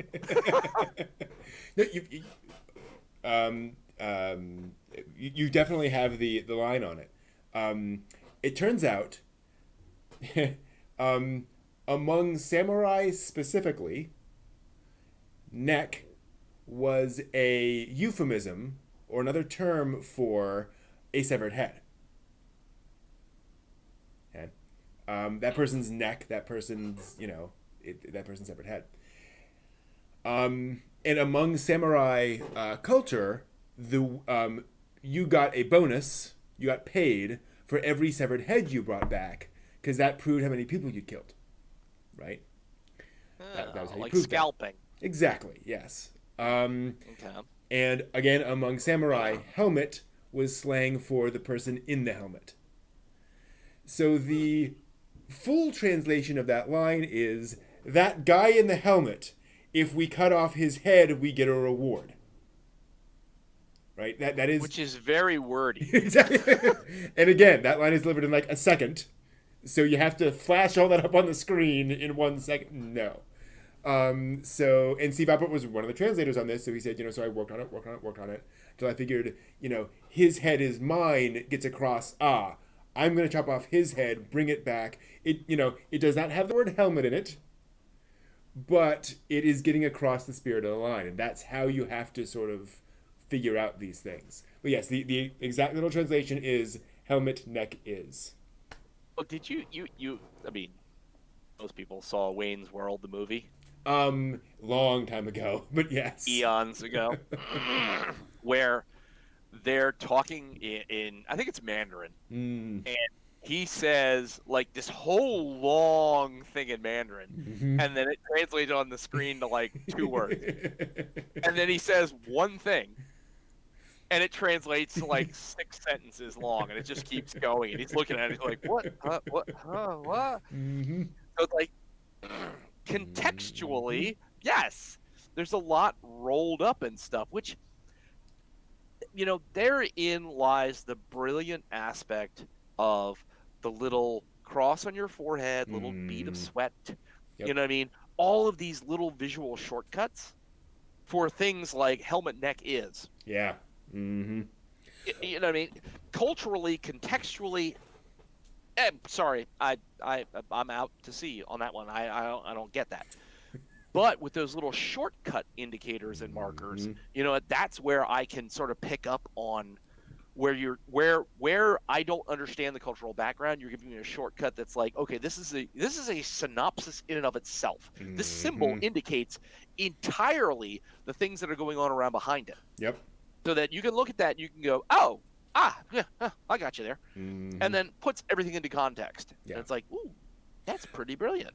Well, and on the other side of that coin, Alper talks about the word Mononoke, where he said, I translated the title Mononoke Hime to Princess Mononoke, and I left half of that title untranslated. Why did I do that? And he said, here's why. If you go up to 50 Japanese people on the street and ask them to define Mononoke, you will probably get 50 different answers.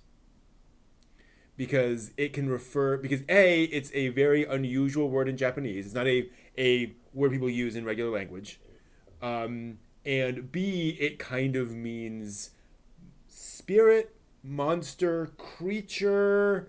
There are all sorts of elements. It is sort of folkloric, but it isn't necessarily. And he said, and Hayao Miyazaki loves to do this, of choosing these very unusual words in Japanese for these titles for his things. Nausicaa. Not a name people usually use. Are you familiar with the series, The Morose Mononokean? I've heard the title, but nothing beyond that, yeah. And it's one of the few times that I've also heard Mononoke. Yeah. I was like, oh, well, that's it's spiritual, it's kind of weird, it's kind of otherworldly. Okay, I kind of get that. I get what the Mononokean thing comes in with Mononoke. I get that. In Inuyasha, episode 1, when Kagome goes back, and I forget exactly the events, but this giant monster appears in the forest. Somebody points up and goes, Mononoke! Because that's what they're describing as seeing, but it's, they're not saying, spirit monster as referenced in folktale number 38, right? It is this sort of broad, vague term for these sorts of things. So it's like, and they're also not specifically going, look, Oni. Right. or they're not. It's not a specific type of monster that's more folklorically known. It's a spirit thingy, something that's it is a thing, but it's not one of those other things that we know of. Exactly. Yes. Ah. And he said, actually, the other thing Alfred Oh, look, said. something highly unusual. Yeah, exactly. Rats of unusual size? I don't think they exist. Exactly. As you wish, Brent. Yeah, they are. But yeah, the other thing is he said, I continue to ask Japanese people what Mononoke means, and I decided to myself, if I ever get a consistent answer, I will go back and ask Ghibli to change the title, and I have not yet. Like I keep getting just it's complicated. But yeah, translation's hard. Well, I mean translation's hard, and when you also have a rich cultural background of things that sort of defy, and this is not to pigeonhole anybody or any concept or idea, but the rich environmental aspect of Shinto as it interacts and intersects with Buddhism leads to conceptual notions that are completely at sea with a lot of Western concepts. Yeah. So the idea of a vampire or the idea of a werewolf is a sort of fairly defined and concrete kind of notion, but when you can come up with something and say, call it kami. What exactly does that? What what are the definitions of kamichu? Yeah. You wake up and you're a god. That sounds ridiculous. And you're still going to junior high school? And it's not that's not opinion. Right, yeah. That's just conceptually, comparison, contrast. This is conceptually. You don't wake up as Jesus one day. Right, exactly, yeah. But conceptually, Shinto, you could be imbued with the powers of kami one day for reasons unknown to you. Yep. And that's the way that is. And it's just like, wow. So Mononoke, yeah, there's 50 different concepts because it's not a pigeonholed kind of thing. It's not it's not a thing in a box. It's a broad concept, and it encompasses so many stuff that it's like That's the thing, is people think translation is mug. Sure, we have words for these things, and they're pretty equivalent. But once you get beyond that, it gets real slippery real quickly. Not to mention like the whole different counting systems complexity. Yeah. Well, the idea of hon is a book. But a book isn't just a book. Hon is a specific shape of a book. Yeah. You know what I mean? And it's like, Enpitsu, pencil, is a specific shape of a thing. It's not, everything is not that same thing.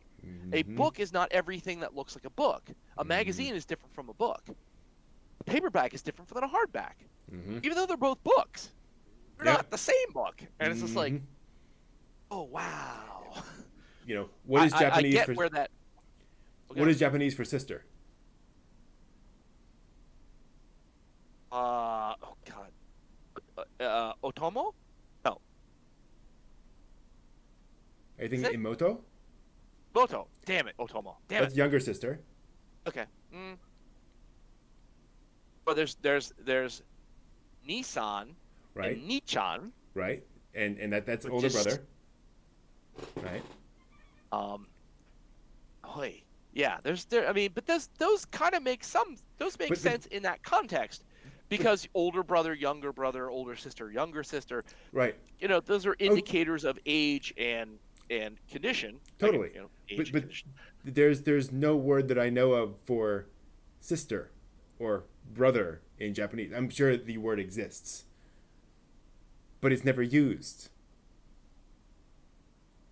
Oh. Oh, that's interesting. I hadn't thought about that. It's like, what happens if you have Because a twin brother or a twin sister the same age of you, so they're not older or younger? right. What are they referred to? And every time I come across that in Japanese, they still call each other, Onisan or whatever, because it's, I came out 3 seconds, before you. Well, because, damn it, I'm gonna have to watch. I'm gonna have to watch Kiss by Sis again and Hey, how the twin thing that's a works. good reason to do that. Oh, sure. Yeah, look at that. Oh, yeah, look at that. But That's past 10. yeah. But this is a culture in which that matters, right? The order of where you are in that matters, and it matters so much that becomes enshrined in the language to the point where how often do you see in movies somebody call somebody else bro or sis compared to how often you see that in anime, right? Oni-chan, Uni-san, all that stuff are just constant, whereas over here it's just not a thing, just because of those differences in just familial structure, right? Right. Well, any given anime where somebody comes up on a strange adult female, older female, and says, "Hey, auntie," or comes up on an older adult male, and not elderly but older, and says, "Hey, uncle." And then by reference, everybody who is elderly is grandmother and grandfather. Which, who would get punched in the face for that? Walk up to some 70-year-old, be like, "Hey, grandpa," and be like, "Oh, screw you, crap hole! I'm gonna punch you in the face." Oh, okay. But in a hierarchical society, I suppose that's sort of normal-ish, I guess. Yeah. Sensei. Right. Yep. Senpai. Yeah, senpai. Yeah. Yeah. It is fascinating to see how, and again, it's not that a younger brother and older brother see each other as as superior or inferior at all times or anything, but it's just again, when you have a culture that for a very long time has that, it kind of creeps into the language in various ways, regardless of how you actually feel about somebody. Which, arguably, given, the last, at least certainly the internet age, last 20 years, just to pick 2000 as a good benchmark, I'll be curious to see how the next 10 to 15 to 20 years plays out in cultural chaos. Because China's pretty locked down on a lot of their firewall functionality, so that they can filter out a lot of stuff. But there's a vast majority of the world that has very few and far between filters. Hell knows YouTube is full of the few and far between filters. The people of Walmart videos are quite an eye opener. So are apparently Russian dash cam videos. That's all good stuff. Oh God. It's why. But given that, it makes you wonder what the flattening of the cultural curve looks like. To borrow the flattening of the curve with the whole coronavirus crap. That how much cultural influence happens across the board that you get on this side and that side. Having heard years ago about, it's so funny when you hear, Japanese children call their parents, even when they're adults, mommy and daddy. And it's like, is that a thing anymore? It was 20 years ago. Is that a thing anymore? Do they say mommy and daddy, or do they say mom? Do they say dad? Oka-san, Oji-san? No. Wait a minute. Oka-san, whatever the appropriate term would be. Oto-san. Oto-san. Is it Oji-sama? It's like master. Oops, no, not calling it that one.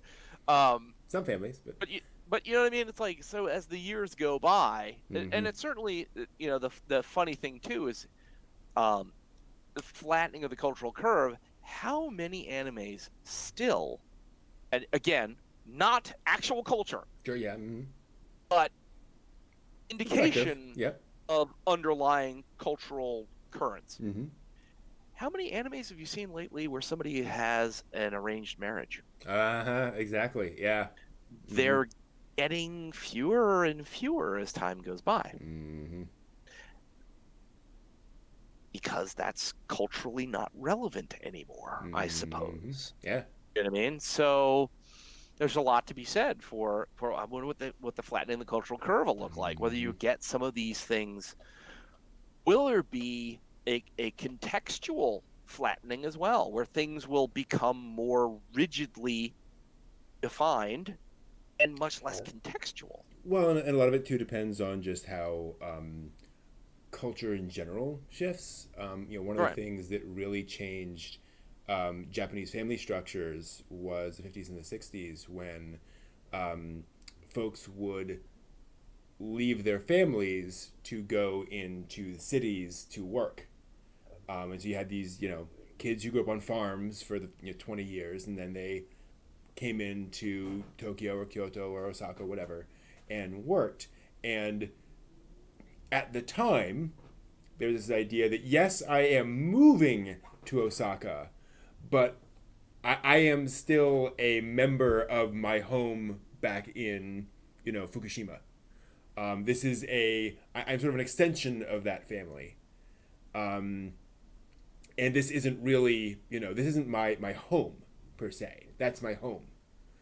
And then people started, having their own families and raising people and so forth. Because again, you think 100, 200 years ago, your family grew up, lived and died in this one house. Everyone lived on the same roof, right? You all had to be together. And so as Well, urbanization happened, that and your local lord, if you weren't released from the land, you could end up being killed for not being released from the land by your lord. absolutely. Sort of Ronin-ish, but Mhm. peasantry. Yeah. So much harsher penalties. Oh, yeah. And so Japan moved to nuclear families over the course of the 50s and 60s. But it wasn't, it was like, nobody set out to create a nuclear family system. It happened because of urbanization and because of changes in work structures and so forth. And then that was the result of that, which resulted in kind of the breakdown of the old system of families. And there's also a whole argument about how much the old system of families actually functioned that way and how much that was kind of an ideal. But anyway. Well, I mean, also in talking, wrapping back to Do You Remember Love? Mm-hmm. The idea of the passing away of the old system Yeah. and the old concepts of things Mm-hmm. by in a very similar shocking fashion. 1854 was very shocking, and that still was Samurai Bride. Hmm. Is an anime that deals with these sort of god-powered girls that are called forth because of the arrival of the Black Fleet Oh, wow. in 1854. Mm-hmm. And that in that series, it defends homeland from these Gaijin invaders, and they're called forth again, go figure, to defeat B-29s. Wow. So that Japan remains isolated and independent because the Samurai Brides are called forth to exercise their powers to defeat enemies. And I think Robo Daimiabler, even though it's got like aero particles and other things, though the Robo itself is called forth initially in 1854 and called forth in World War II. So it's like you get this kind of psychology of like the other that's invading our experience. Mm-hmm. But the psychological shock in 1854 led to massive, consistent, and fanatical modernization. Mm-hmm.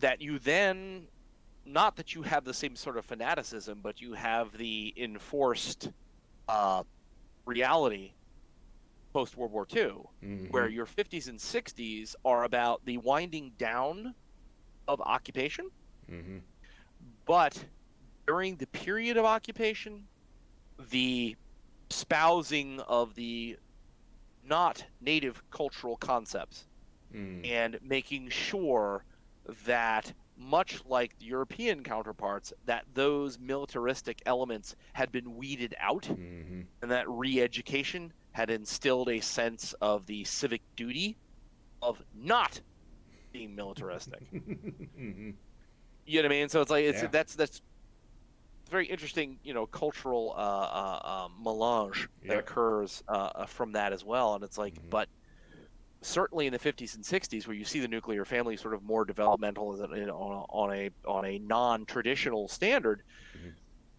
Now, again, in the last 20 years, you see people on this side of the pond growing up with never having seen anything but Pokemon and Naruto and Beyblade and other stuff as kids, and that's par for the course. They all are aware of it. They know of it.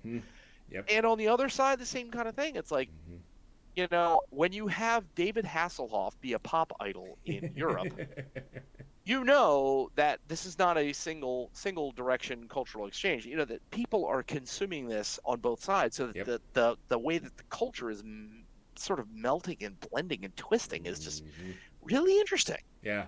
Very interesting concept. Yeah. How many millions and millions of Chinese kids have watched Yokai Watch? Because it's around. And there's all this stuff that suddenly is now common. And granted, I mean, a lot of anime has been available in China for a long time, through various means. But with the opening of restrictions, people being just generally more laid back about that stuff, it's now just kind of a common thing. And yeah, I think you're absolutely right. We're going to see the flattening of that curve, and we're going to see more similarities because we are more connected. We are all, everything is now more available, so we're all exposed to the same things, more or less. Well, say your travels in Japan, you ended up places where most people probably had not ended up for decades. Exactly. You know what I mean? Since probably the war. That poor kid. Oh, you know what I mean? But that's, and same thing for Kira. She and Alan are in places where people probably are, it's not like some kind of weird, netherworld where you show up and they're like, oh my God, are you an alien? Where are you from? No.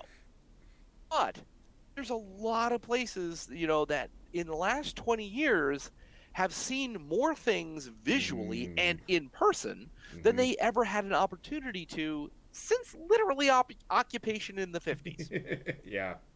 You know what I mean? That you guys driving around in a Jeep, checking out, the ammunition depot in Sapporo off on, some part of the coast. Yeah, they didn't need to do that since the 1950s. That wasn't necessary. But now, people have such an unprecedented opportunity to interact with one another that it's like, wow, it's not really that weird anymore. There's an amazing series, excuse me, I was watching a while back called Natsuzora. It's a live action series about, and I think I mentioned it before, it's about one of the first female animators working in anime. Okay. And it's a highly fictionalized version of her life. And in this version, she's basically a war orphan during World War II. And one of the things when she goes to she's finally kind of rescued and goes to live with a normal, like a Japanese family. One of the things is like what it was like for her living on the streets of Tokyo, and it was basically like her and her brother as street kids. And one of her things is thank God for the Americans. Because the Americans were walking around with food and would share it. And the average Japanese person just didn't have that ability, right? Everything was being rationed. Right. They just had barely enough for themselves and their families. And it says there were tons of Japanese kids who adored the Americans because the Americans had that, and they had time to actually like interact with the kids and they felt bad and so forth. And so you had, if she said that to an adult, the adult would have had a very different opinion, of the Yeah. Americans at the time. So you see this interesting sort of duality as the different people had those experiences with that, and the fact that like so much of the music culture was basically made for the Americans at the time because the Americans were the ones that could afford to go out dancing and that could afford to buy records and all that kind of stuff. And so pop music shifted, for the occupiers and how controversial that was. And yeah. Well, you had mentioned that like several shows ago Mm. about how the consistent underlying beat tone Yeah. is very fixed on post-war experience. Mm-hmm.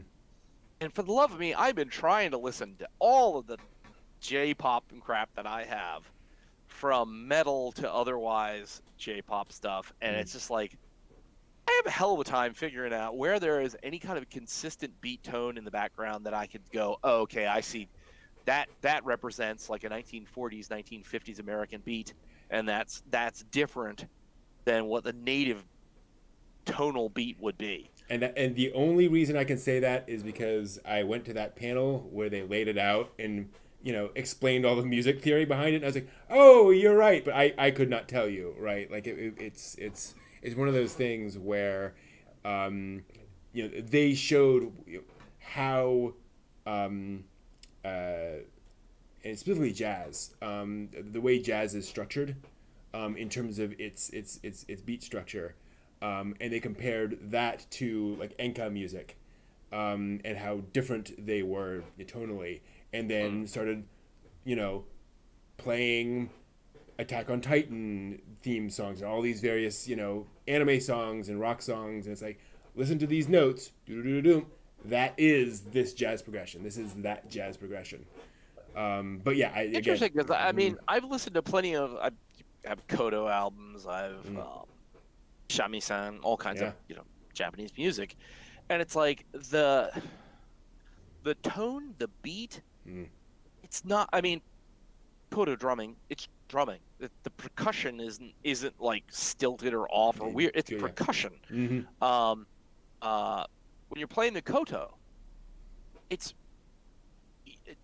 there's nuances to it. I don't dispute that. It's beautiful, but I again, I can sing, but love me, I can't play the piano or play a guitar. So I don't recognize listening to any of those performances. It quite literally, it sounds like music. Yeah. You know what I mean? It's like, okay, this could be the pan flute from Peru. It could be the flute from the Dene, Native American, Navajo. It's not. It sounds like music. It doesn't sound the oh gosh, was it the OP or the ending for Flowers of Evil? Atonal music. Oh yeah. Where it's like nails on a blackboard. It's just god awful.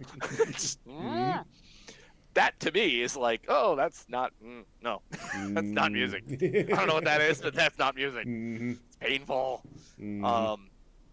So it's like that's what I've been trying ever since you discussed that. I've been trying to like hear like what are the commonalities of any of my J-pop that I can hear. And it's like what are the commonalities I'm missing? Yeah. I'll have to see if I can dig it out and see if I can find their data on that, because it was absolutely fascinating. And to be clear, anyone watching this, I am not claiming that all J-pop is basically reconfigured jazz. The influence, the idea was that traditional Japanese music had a certain tonal progression, a certain sort of structure to it. Jazz came in and was a dramatic influence, and you can hear jazz structure in a lot of Japanese pop music from that point forward. But I'm sure shamisen music is mostly the same. Well, to what I mean, and it's reaching back into the mists of time, but what are there any extant collections of music, literally wax discs, pre jazz contact, where you could sit Oh back yeah. and say, okay, here's popular music 1926 Oh yeah. in Japan, and here is popular music 1956 Japan. Mm-hmm. Here is the radical difference between these two things. Yeah, those do exist. I mean, people were bringing over gramophones and such to Japan in the late 1800s and all that kind of stuff. Well, I know the Great Kanto quake kind of Well, yeah, screwed a lot of data. that's a problem. Yeah. So yeah, they exist, but they're very rare. I think it's out there. In fact, they actually played a piece of a clip of during this panel, like a singer from the 1910s, I think, that they had recorded. Wow. This Japanese singer, and you could hear how she sang. It's out there, but it's one of those things where I'm sure if you're a music, what's the term for a music file? Aficionado. Yeah. If you're a music aficionado, you can go down and you can track, and find that BMI released this recording of this thing. I don't. That is a universe I'm not familiar with. Me neither. Yeah. Which is why it's great to have these musicians who can actually, music theory nerds, to have these folks who know what they're talking about and can say, okay, here's what a chord progression sounds like, and here's how it changed. And no idea. Well, so that's always the interesting part, because again, 20 years now since the advent of wholesale internet. What sells tends to drive an awful lot of what's made. So you do still have people that are niche performers, but it's like, wow, there's a great swath of cultural music production that I wonder to what degree will sort of fritter away and become part of the Library of Congress archives. Oh, hey, this was a music style by such and such a people in 1935, and that's all gone. How many dialects die every year? Yeah. Because they're just not needed anymore, so to speak. Yeah. Because the surrounding culture overpowers it and gives an alternative to communication that's broader than what's necessarily the niche. I started reading a manga called I Am a Hero, which didn't really appeal to me, but there's this interesting sort of bit in the middle of it where one of the people is arguing that manga is the only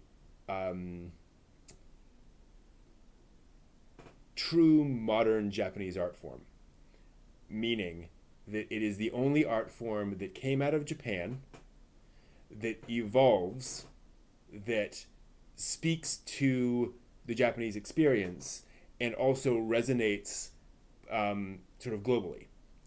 He said, we have a music industry, but our music industry is very repetitive. It's very much, the same thing over and over and over again. Every J-pop tends to sound like J-pop. Right. There are great Japanese movies, but they tend to only be seen inside Japan. They're not sort of, they don't tend to become big successes abroad. Manga is the one art form that we seem to have made that everyone around the world gets, but that has not become an international thing where everybody else where America has not then stepped in and overtaken manga the way they overtook the film industry or what have you. I don't agree with this, to be clear, and the manga was. The manga contains a lot of characters with strong personalities who put out like these strong opinions. You're not necessarily supposed to believe them, but it is an interesting sort of broad point that there are definitely mediums that really work, that have that broad appeal, and others that don't. Where Japanese music, again, obviously has its international fans, but manga is a very different kind of a thing. Well, it's very interesting to see, to consider manga as a separate kind of thing. It's like, as you take a 4 manga, and then you take any given Sunday comic newspaper, it's more or less it's a 4 coma. Yep. It's not a square, but it's stretched out 4 coma. You know, so it's. I think the depth to which manga certainly goes is far deeper than, you know, oh god, was it for better or for worse, or the Peanuts or anything else? You know what I mean? It's like Far Side, any of those things that are just one shot at one moment, any given point in time. You know, I think For Better or For Worse ran over the course of like a family's life, like the parents and then their kids, and their kids' kids. So that kind of ran somewhere, but it never. I mean, other than the anthologies that they produce every, you know, 5 or 10 years, they never really sort of coalesced into anything more than just their weekly strip. So manga is a little different in that respect. You know, Shonen Jump and producing, you know, their weekly Shonen Jump or monthly Shonen Jump. That gives you a compendium of things that are currently ongoing versus waiting for Doonesbury to, you know, do a 25th anniversary Doonesbury 350-page volume. Right. Okay, sorry. Go ahead. Although you do have the downside that's kind of like that. I completely agree with you. Is the downside of this argument that, you know, manga is this, you know, art form is, you know, manga has Sazai-san too, and we have Mouse. You know, we have From Hell. We have, you know, these Sandman. Exactly. You know, so you know, that range exists. What I find so interesting is the fact that, in a sense, the range is deeper, right? Like, we have the occasional Mouse, we have the occasional thing, but they have a lot of stuff that gets dark, that gets deep, that gets weird, that gets complex, to an extent that we just really don't have. Well, I mean, you'll have the James O'Barr Crow show up periodically, but, you know, and again, the interesting part is we skew comic versus, you know, which you really, if you want to call, you know, an apple, manga is a graphic novel. Yeah. We don't have that much graphic novel work. Yeah. We've got far more comic work, you know, thin pamphlet style versus book format, long story format. Although, I mean, you have Marvel and DC, you know, that's certainly doing long form storytelling, and it's certainly action adventure-y stuff. But it's interesting to me also how the pacing is different. So I think to your point, you know, an issue of Aquaman is not structured and built the same way as an issue of One Piece, right? Right. That issue of Aquaman is a little self-contained story or part of a 4 issue arc or whatever. That is issue 3,426 of One Piece. That is part of a, you know, 120 issue story arc in One Piece. And a lot of, you mean, by the very nature of comic work, a lot of comic style digestion can be done absolutely free of whatever the arc is. You can enjoy, you know, issue 257 of Aquaman. Yeah. You can enjoy that consumed as the only one that you've purchased in the last 6 months. You know, you could not have seen the one before it. You could not see the one after. You could be like, oh, I've just sort of enjoyed this watch. You know, I've looked through this and I've seen that. Oh, it's neat. You know, pretty picture. There we go. Done. Versus certainly, you know, any of the times I've perused the manga selection of Barnes and Nobles, it's just like you can't just pick up one volume in like 3/4 of the way through, because there's just it's hard to understand where any of what is going on is happening. You're absolutely right. Yeah. So it's digestion is kind of depends on what your appetizer was, and what you've now had as a palate clear, what you had as the entree, what you now had as secondary palate clear, what you had as a cheese plate, then a third, palate clear, some nice aperitif, then a dessert, and then finally finished up with a glass of port. It's manga tends to be more of a meal than a quick snack. And it's like comic digestion seems to be done in more of a quick snack kind of way. You could follow it from episode 1 through episode 500, but you can also kind of sort of pick it up anywhere in between and kind of still get a joy out of that. Yeah. Not be completely scratching your head going, why did I buy this? This is terrible. And it is interesting how most comics, especially certainly most DC Marvel comics, are designed to be long-winding is not the right term, but that character's story is never going to end, right? And you get the occasional one-offs, the occasional storylines with random characters. Like, okay, this is kind of their storyline, but most of the time this is an evergreen story. But it's pretty rare to find a manga that isn't going towards some conclusion. It isn't aiming towards some ending. Yeah, Saizai-san, now aside, where everybody apparently lives forever.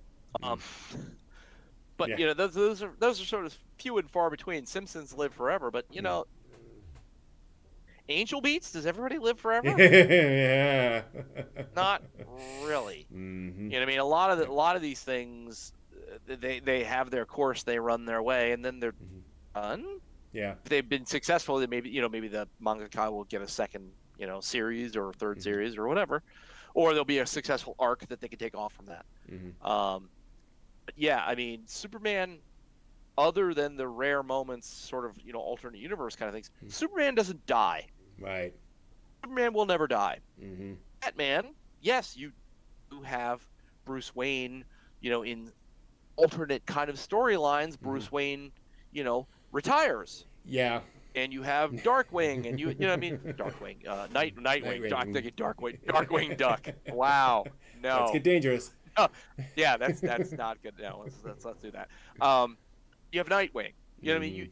You have these other sort of alternate storylines, but really, in truth be told, Batman never dies. Yeah, and actually, I want to bring up something N-Man's bringing up in the chat. There's another aspect to this that people often complain about is the fact that, I think it is true some things are certainly written for to be picked up. You also have the opposite problem where you have storylines like Fantastic Four where every issue references 38 things that happened in previous issues, and it's like, well, this person showed up because of this plot line in this storyline 5 years ago, and this thing happened and this thing there, and so you can never really jump into some of these universes out of nowhere. I remember trying to read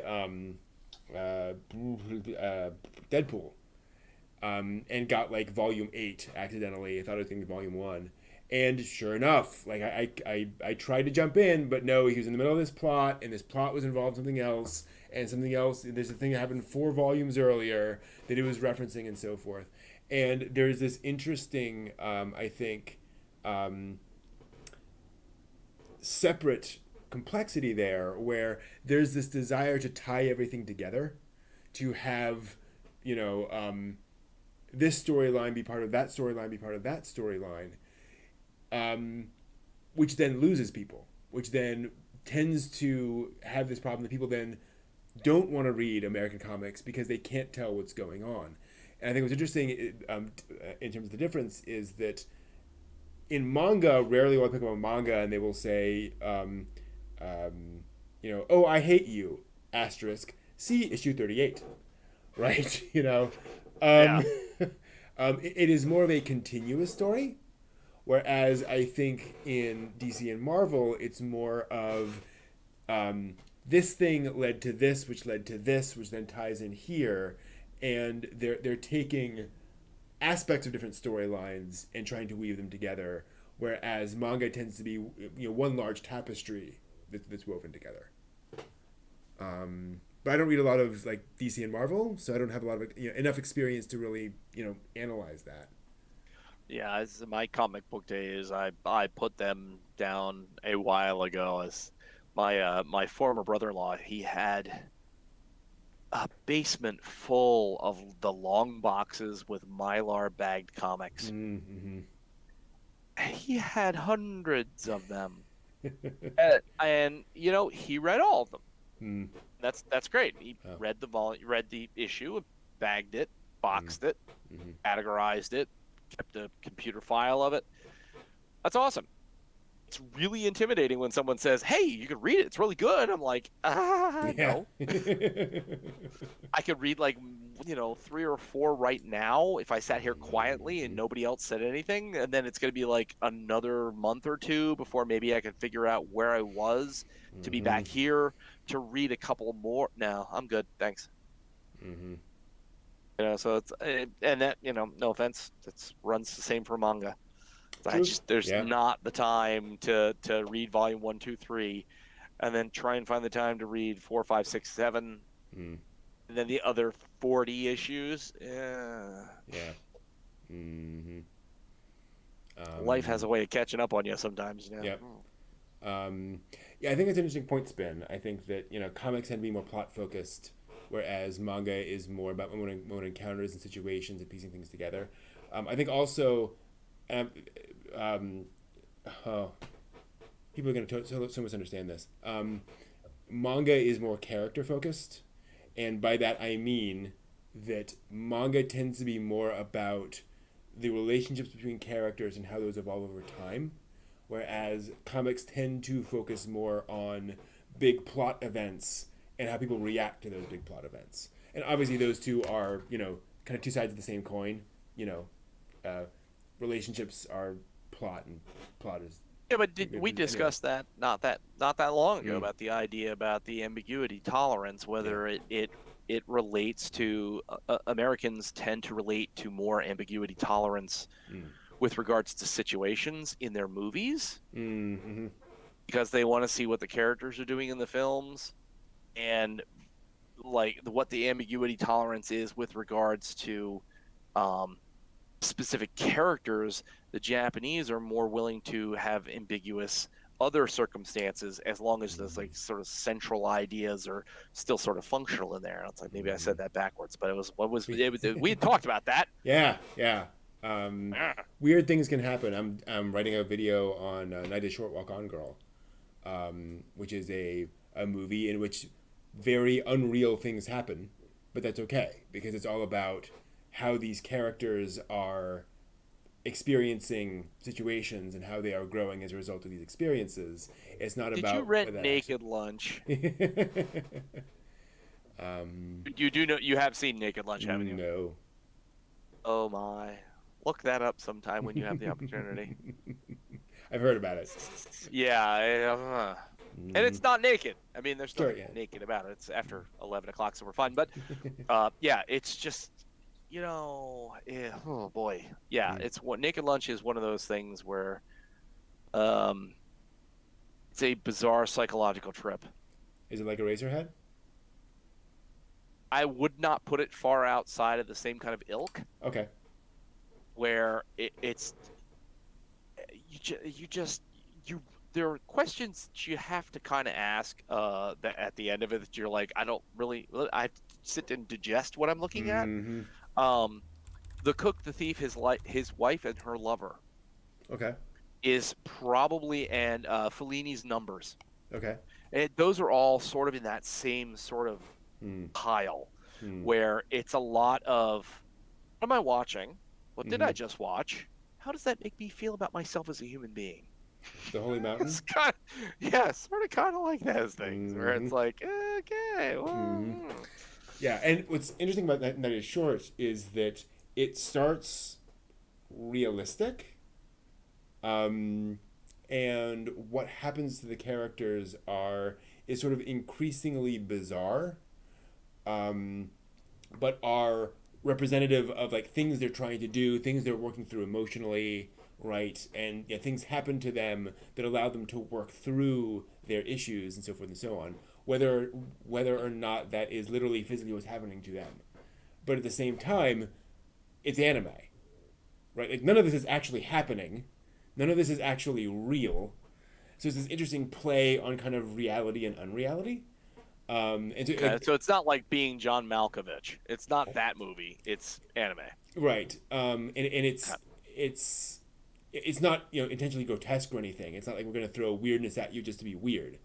But it is very much playing around with the medium, kind of as a fundamental thing, that we can draw whatever we want, right? So we can, so we don't have to. I would say famously, but no one's seen this movie.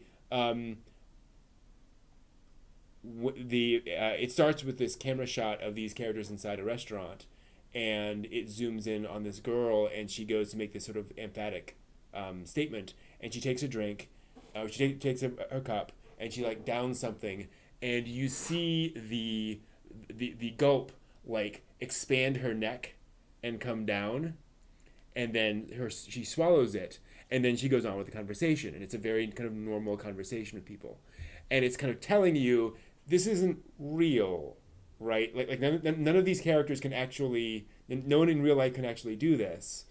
So there is like kind of an unreality to the to the reality you're seeing, so to speak. But it's interesting. So it's not impressionistic, kind of not reality. Correct. Thing. Yes. Okay. It is because I was when you're talking about sort of not reality, it makes me think of again like Fantasia, the Rhapsody in Blue portion. Oh yeah.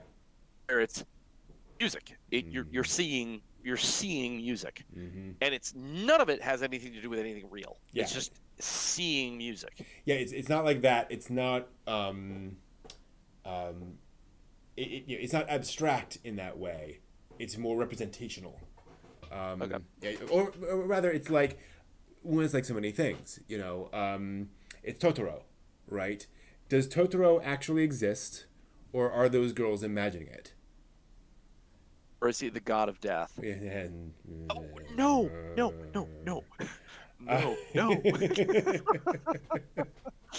I love that theory, though. It's just a fun theory. As much as the god of death can be fun, but yeah, it's clever. It's a clever idea. Exactly.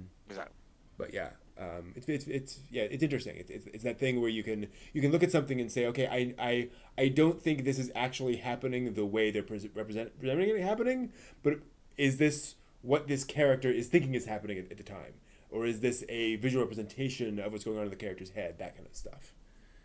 But anyway. Well, and doesn't that just sound like Lane right there? Well, yes. Is it actually happening, or is it someone's deep psychosis that's presenting itself in a way that they genuinely and legitimately think that it's real? One valid interpretation of that entire anime series is that Lane is dying, and the entire thing is her death dream. I was actually. That's interesting. I was at Otakon 2001, which was Lane themed, in a panel room with Ueda and Abe, where somebody raised their hand and said, there's a moment in Lane where the smoke comes out of her fingers, and they're like, when people have death dreams, this is a common image in there, is that was happening, and there's this pause, and Ueda said, we made Lane such that we want people to have their own interpretations, and so if that's your interpretation, yes. And he said, I do not want to say that was the thing, but yeah, like that is a very effective way of slotting all of those clues together. Well, let's talk about all the religious imagery and subjects and themes from Eva. Yeah. Oh yeah. Let's talk about how to unpack that. Have I told you my theory about what's actually happening in Eva? That Shinji's a complete idiot? No, Kind of. maybe. Okay. Um, so I think, and I've heard that Ano has given this theory some credit. That What do you mean? You've heard that some credit, like as in I've heard what you've said and I no, agree, or credit as in you're speaking at me and I hear words. Two different I've, things I've, there. I've heard that this theory has been posited to Ano, and Ano has said that is one that was one of the ideas in the back of my mind to explain all this stuff. Okay. Shinji Ikari is a oh I think I posted a video about this. Shinji Ikari is a very disturbed 14-year-old boy in real life, and he is having all sorts of psychological issues. His father's never home. His mother is kind of distant. His father's working all the time, and it gets really bad. Like he's suicidal, and so he checks into a mental institution, and he has this whole he's trying to process all this stuff, and one night he goes to sleep, and he starts to dream, and he is standing in the middle of an empty Tokyo, and he's dialing a phone, and this giant monster attacks. And this monster attacks, and then this woman shows up and takes him into this underground base.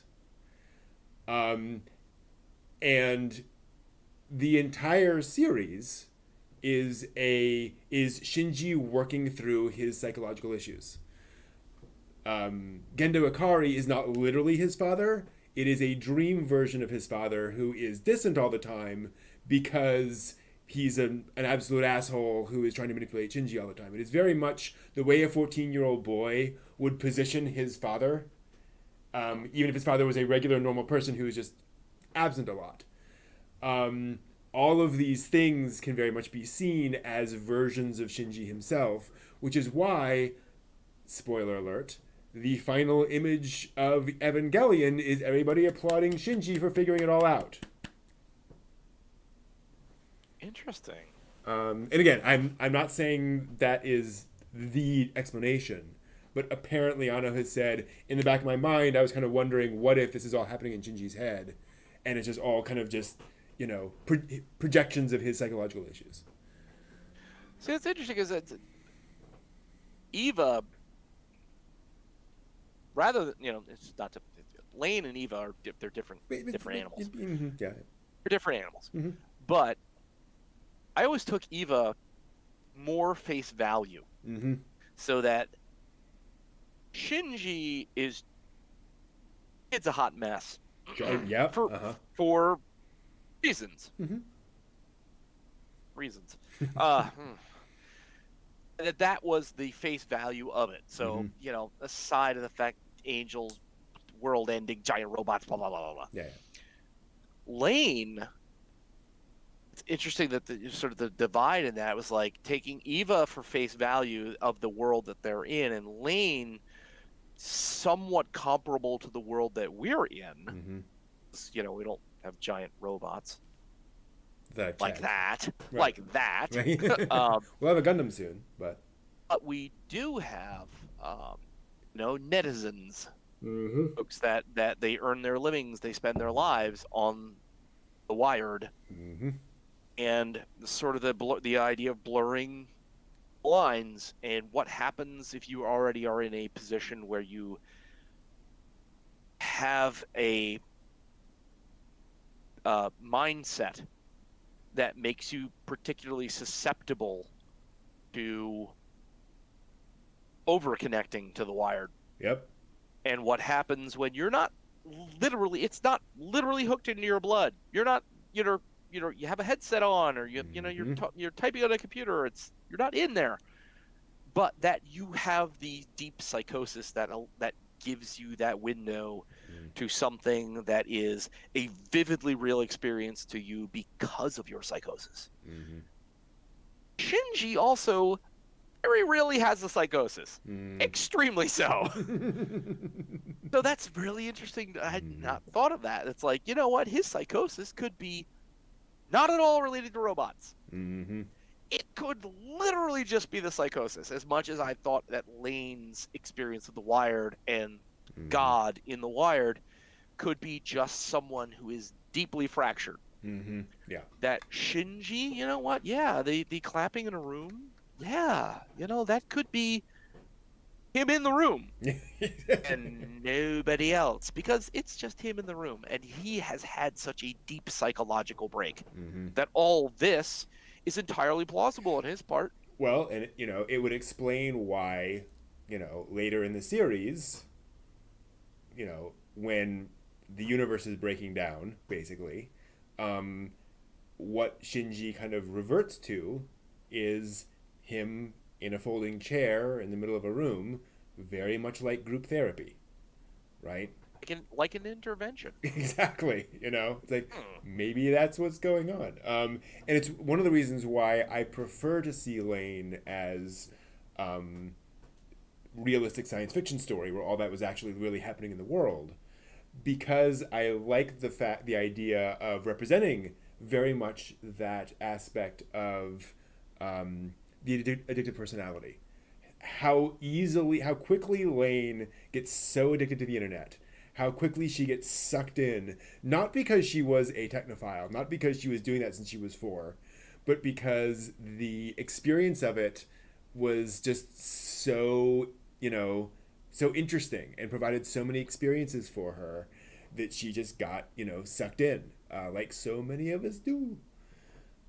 Well, and certainly, as we've discussed before, the transformative aspects of, do you see Lane as she is at the start, and then you see the transformative aspect that you literally can watch every day on YouTube of people just like Lane, where they're not the same person they are at school. They're not the same person that they are when they are, playing sports.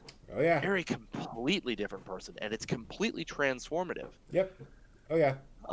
You know what I mean? And that's an interesting position to be in. One of the things I think is so brilliant about the show is that as soon as Lane goes onto The Wired, her personality changes. She gets a little more aggressive. She gets a little more inquisitive. All these things change about her the way most people do when they go online. Their tone of voice, the way they do things. Changes. People willing to flame people over like simple opinions where they would never have said a word to them otherwise. Stupid Cheshire Cat poser. There you go. It's kind of all that, and then that brilliant imagery of all of the people lined up with just the chattering mouths and the eyes and all that, just going away, just going on forever. It's like that is kind of every chat room I've ever experienced, except for this one. Well, thanks. I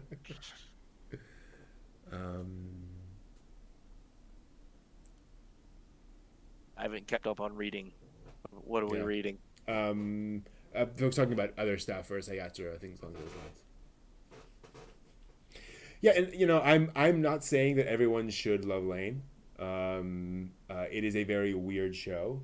It is very, it is, again, I have a good friend of mine who is very smart. I greatly respect her opinions, and she just bounced off Lane. She just no interest in it whatsoever. She just nope. It is not for everyone. That's totally fine. But there are certainly things to mine in that series. Well, Lane is not a casual watch. No. But then you know what? And we talked about this a billion times at different panels everywhere. Eva is not a casual watch. True. Mm-hmm. I still, it just boggles my mind as to the popularity of the evil. Eva, the Eva robots. Yeah. Unit 1, Unit 2, whatever. That they are all over. Oh yeah. The same platforms that do the Gun Plus stuff. You can find Eva units. You come in like little prize figure styles, build your own models, full on vinyl figure, the whole thing. It's like I could not see Eva as a robot show. It's. I Well, mean, yes, the robots are you know, very important, key, critical components of that show. But it's just like, no, it's the robots are secondary to the entire thing that's going on in that show. Yeah, absolutely. And that's so. You know, when I talk to people about, you know, what you like X, you like Y, you like Gurren Lagann. Mm-hmm. Yeah, yeah. You know, you really love, you know, the Spiral Empire. You love the whole robot thing. Mm-hmm. I never say anything about Eva as a robot show. Mm-hmm. You know, it's like I try and emphasize the fact that it has robots, but if they really want to watch something that's like a really intensely thinking piece, don't get near Eva. Just think it's going to be like some fun robot shoot 'em up thing. It's not Darling in the Franxx. Mm-hmm. You know, Darling in the Franxx, as much as people like to bash it down, Darling in the Franxx has things that are going on in the background too that are interesting to look at. Sure. Beyond just the robot fighting. Mm-hmm. Eva, much more so. Yeah. And Lane, you know, multiply that by several fold. It's not just something like, hey, it's a good Sunday afternoon. I feel like a laugh. Let's put Lane on. Now I'm going to follow it up with some Happy Sugar Life and some Mirai Nikki. Hey! Oh, this will be awesome. It's a three-peat that'll just be guaranteed to make me fall out the window. Yeah. Like, Mm-hmm. you know what I mean? That's there are shows to watch specifically for the way you're going to think about them way more than the way that you're going to laugh at them or the way that you're going to just sort of roll around with it and be like, okay, yeah, look, it's 2:30, I had to go. Well, Good to go. And it's one of the interesting things about Eva, I think, is that I think one of the reasons Eva has managed to be popular for so long and has gotten the popularity it has is because it is a visually pleasing show. Because you can turn it on thinking it's going to be an exciting adventurous mecha show, and it presents itself as that. There's other stuff going on, but there is, you know, there's a cool mecha battle every other episode. And it's not until you get deeper in that you're like, oh, that's not, like you know, I should not be expecting that to be the main fare of this. But you can absolutely just watch Eva and be visually entertained by what you are seeing on screen. It is a visually interesting series where Lane, Boogie Phantom, Mushishi, other shows like that are not trying to be visually, you know, the visual feast that Eva often is. So Eva is, you know, able to entertain people in a way that some of these other more psychologically complex shows aren't. Well, hey, let me just throw in on Mushishi. Mm-hmm. It is so visually satisfying Mm-hmm. with a story that is engaging and so incredibly paced. To you know, I've seen so much stuff that says, "Oh, you're truly a super nerd when you talk about pacing." You're like, "Oh, yeah, I hate to talk about pacing, but Yeah, it's true. yeah, Mushishi has a lot to do with the way that they're presenting interactions." Mm-hmm. And you look at the backgrounds that are involved with all those interactions. Mm-hmm. I can think of, you know, season one, a particular moment where they're looking at a pond, and this house that sits near the pond with his mentor, and the fish in the pond. Just look, all the rich elements that are around that. And then the description of why fish are the way they are. Yeah, I remember that. Why why his mentor is the way that his mentor is. And it's just like, wow, yeah, you're not expecting a giant purple, red, green, whatever the hell all the EVA units are. You're not expecting that out of Mushishi. Mm-hmm. Yep. It is extremely color tonal. Related to what really does feel like 19th century. Yeah. And it's not entirely clear as to, you know, what specific time period, because they don't focus. Everybody has a cell phone. Yeah. Nobody's driving, necessarily in a Maserati. Mm-hmm. So it feels like time-wise that it's set at a sort of early industrial or at least pre-industrial time period. Or that in that universe it doesn't even matter. That might not even have been a part of the Mushishi world. Yep. But yeah, so Mushishi aside, because it's a beast in and of itself. Exactly. Yes. Yeah, and then that's the thing is that I'm sure Mushishi bores a lot of people to death. Right. I would imagine. Yeah, if you are expecting knockdown, drag out, One Punch Man, no, that's not what you're getting. Or I mean, similar vein, Gege no Kitaro. Oh yeah. I mean, so if you want to say Mushishi is dealing with Kami and dealing with Oni and dealing with yokai and little funky Mushishi things. Yeah. And you want to say, okay, well, Kitaro, it's the same sort of thing. Yeah. It's like no, two entirely different beasts. Kitaro, like Toilet Bound Hanako-kun. These are things that you're going to get a lot of activity. You're going to get a lot of colors a lot of things, a lot of saturation. You're moving, a lot of activity there. Versus Mushishi, where you're really thinking about it and you're really sort of cerebrally in absorbing sort of the feeling that is going on in the entire show.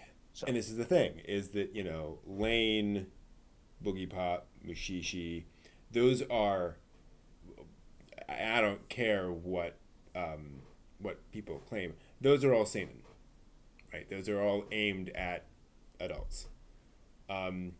Eva is shonen, right? It's very complicated. It has many layers to it, but it fundamentally presents itself as a shonen series, very, fundamentally. And we don't get a lot of seinen, right? We don't. That is a very small market. People don't generally, it's hard to make a lot of money off of that. Right.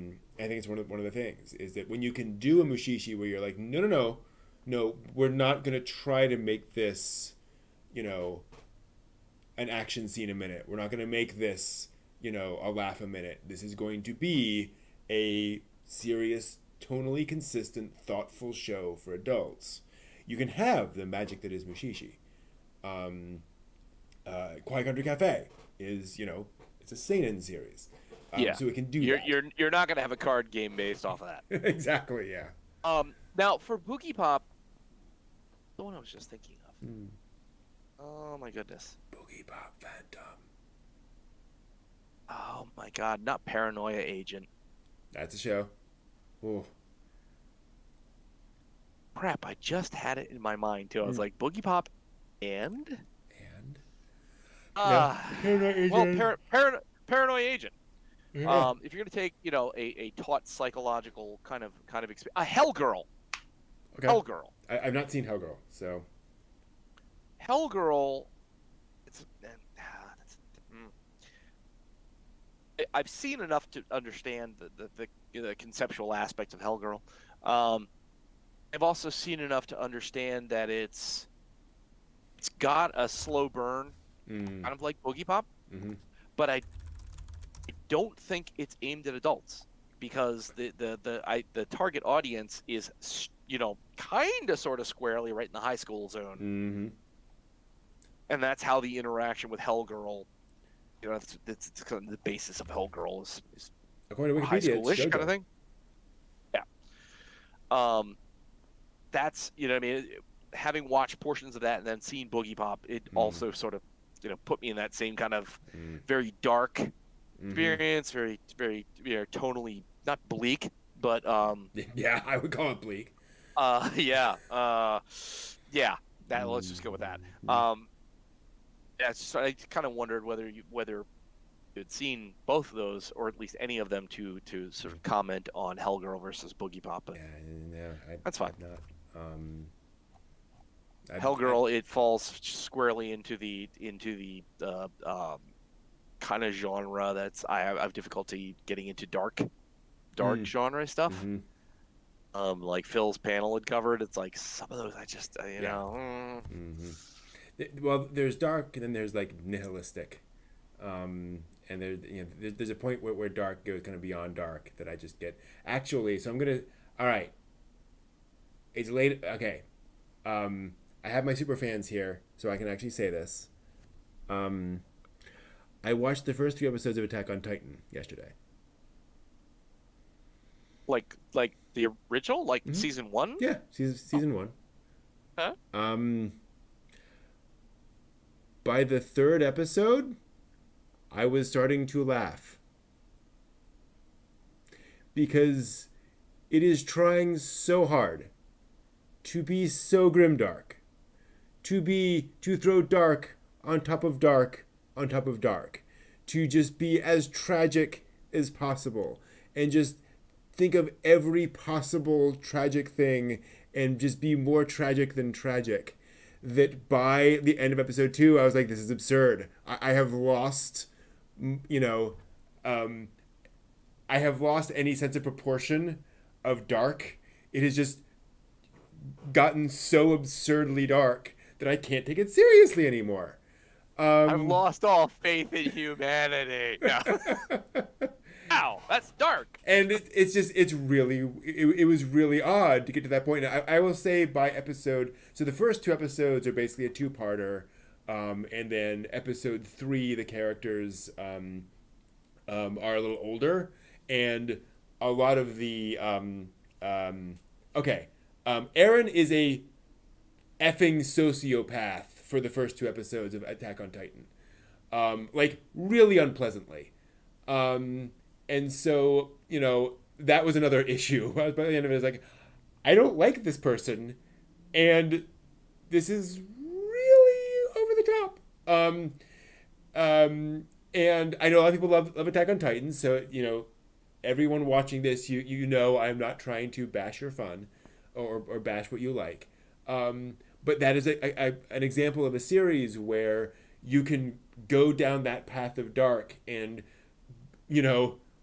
run down it 50 miles an hour and get to a point where it just gets a little ridiculous.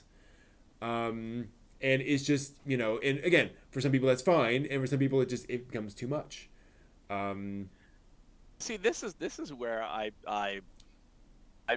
kind of glad that Toonami ruined the whole parade for me. Yeah. Because I tried to watch it. Like, I had seen the parts with Eren Yeager and whatever else and bits and pieces on different shows, different YouTube streams that had recommended it. And I tried to put that together mentally with some of the goofier crap that I had seen. Like some bald dude with a mustache has a bunch of giant cannons on a wall. He's giving some kind of long ass speech to all these people about how they're gonna defend the town or something. I'm like, it's boring. Get this. Yeah. And then I saw a handful of other episodes, and I'm like, yeah, nope, bouncing off this one. Nope, not my thing. That was the other weird thing for me, is that episodes 1 and 2 are just 50 minutes of grimdark, and then episode 3 has a lot of comedy in it. And it's like, why? Why did you set that tone and then it just... You saw Goblin Slayer, right? Yeah. Well, I mean, the first episode, and then I've heard enough to decide that wasn't for me. Episode 1 was... Oh, episode 1 was a thing. An eye-opener. Mm-hmm. And it got eye-opening. Yes. Episode 2. But this is the thing, is that, Goblin Slayer presents as one thing, and then... Yeah, it does. Yeah. The end of that episode is not that thing. But to have 2 full episodes of just, life is terrible.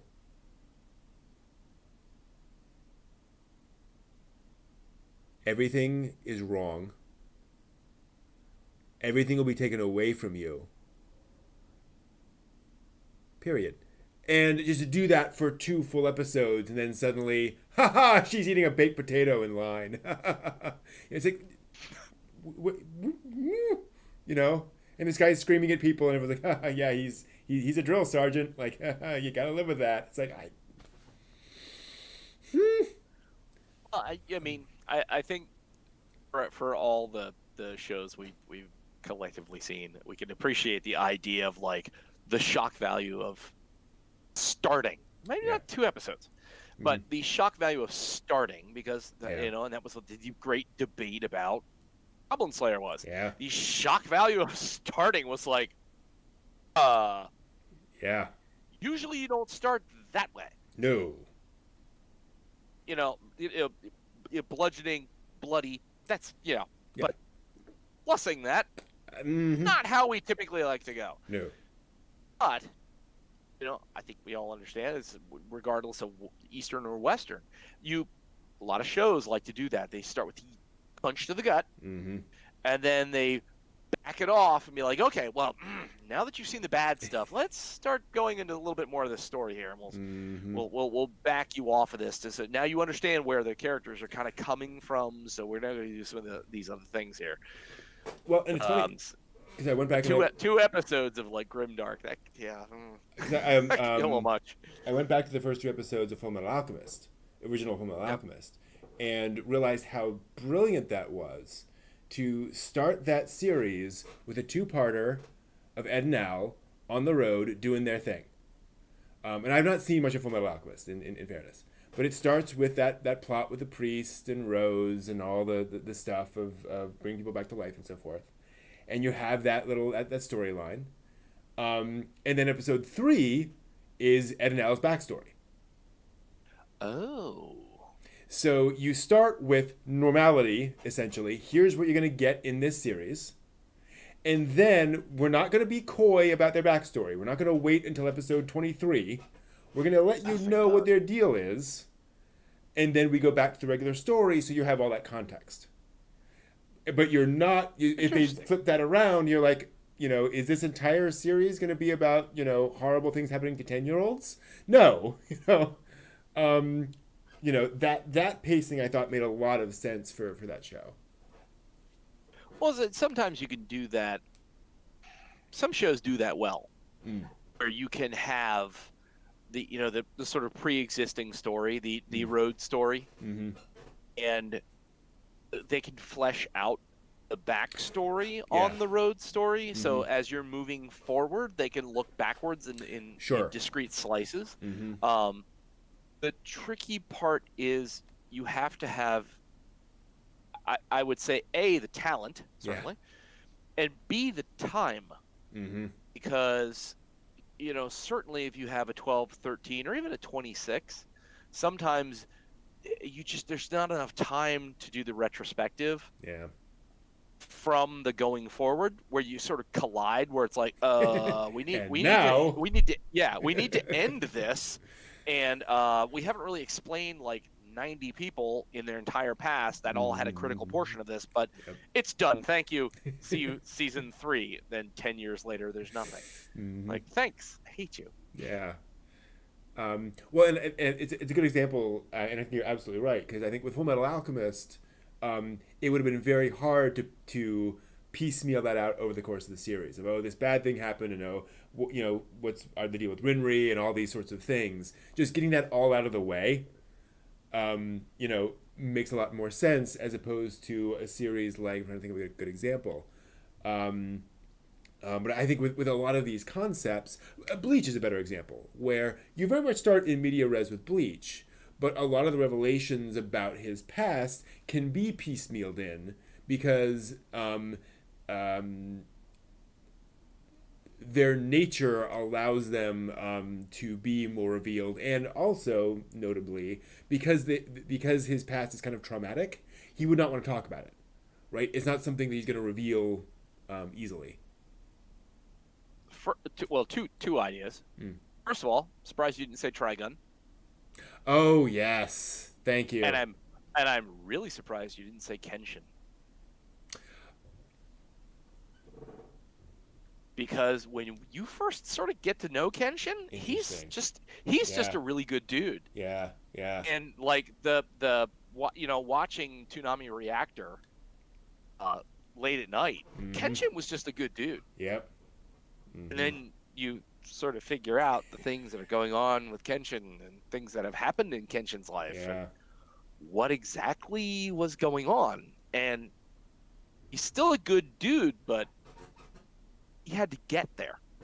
Well, And his getting there was just like, uh-oh. And that's Oh. that's a really good point, because I think what's interesting about Kenshin is you're absolutely right. There is a drip of that over the course of the story, but then also like his whole backstory with Tomoe is something that you do not want to drip, and they were very smart to say no. This is a thing we're telling on its own as its own thing. Even in the manga, it is basically a side story where okay, pause, backstory.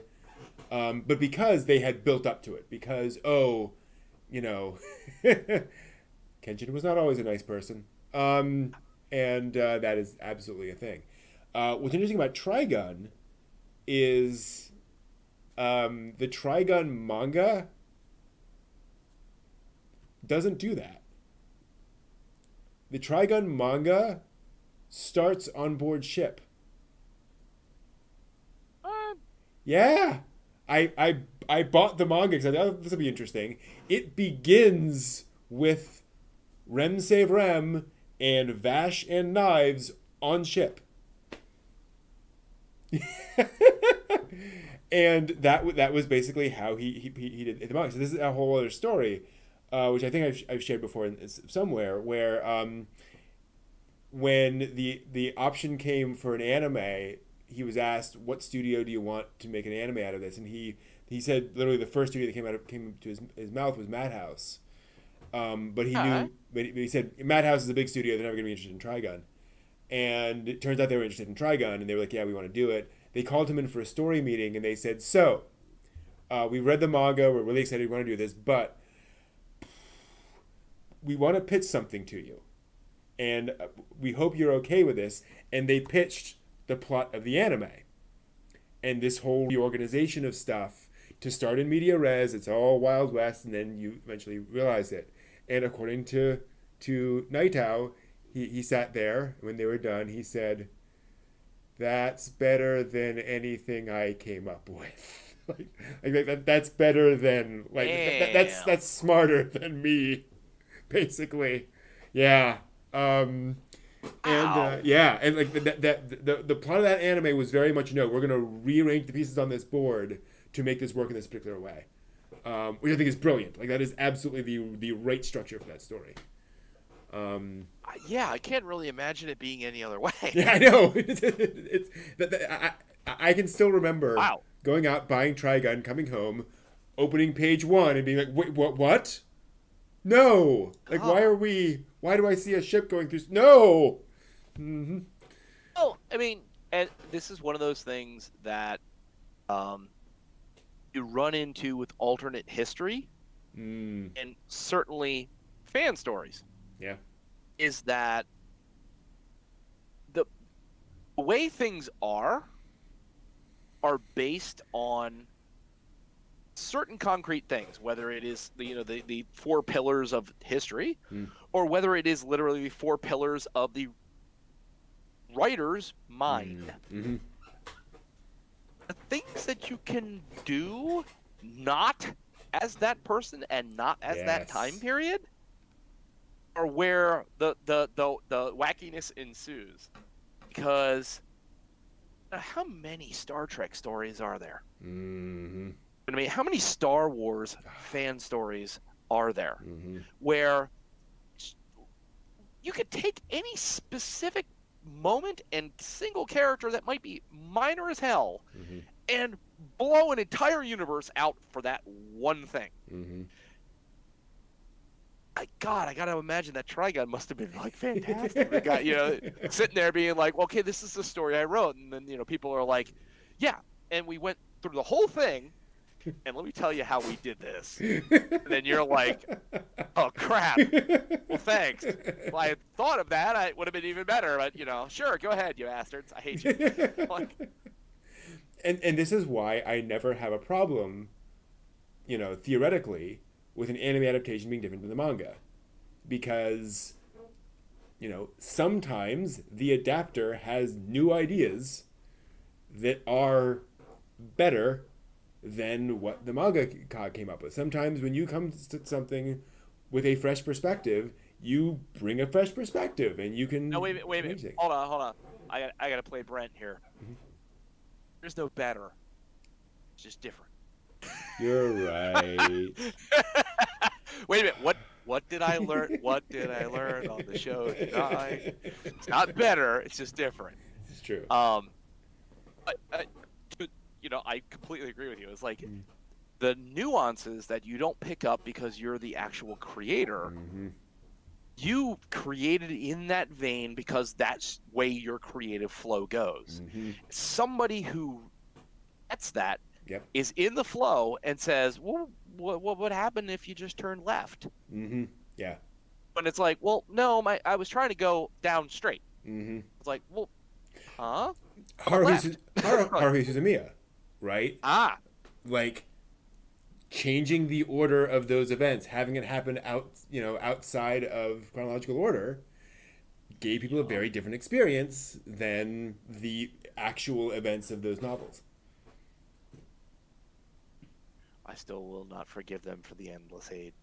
I love the Endless Eight. There's no forgiveness for that. No, there's not. By like the time I hit halfway through it, I'm like, I hate you. What have you done to me?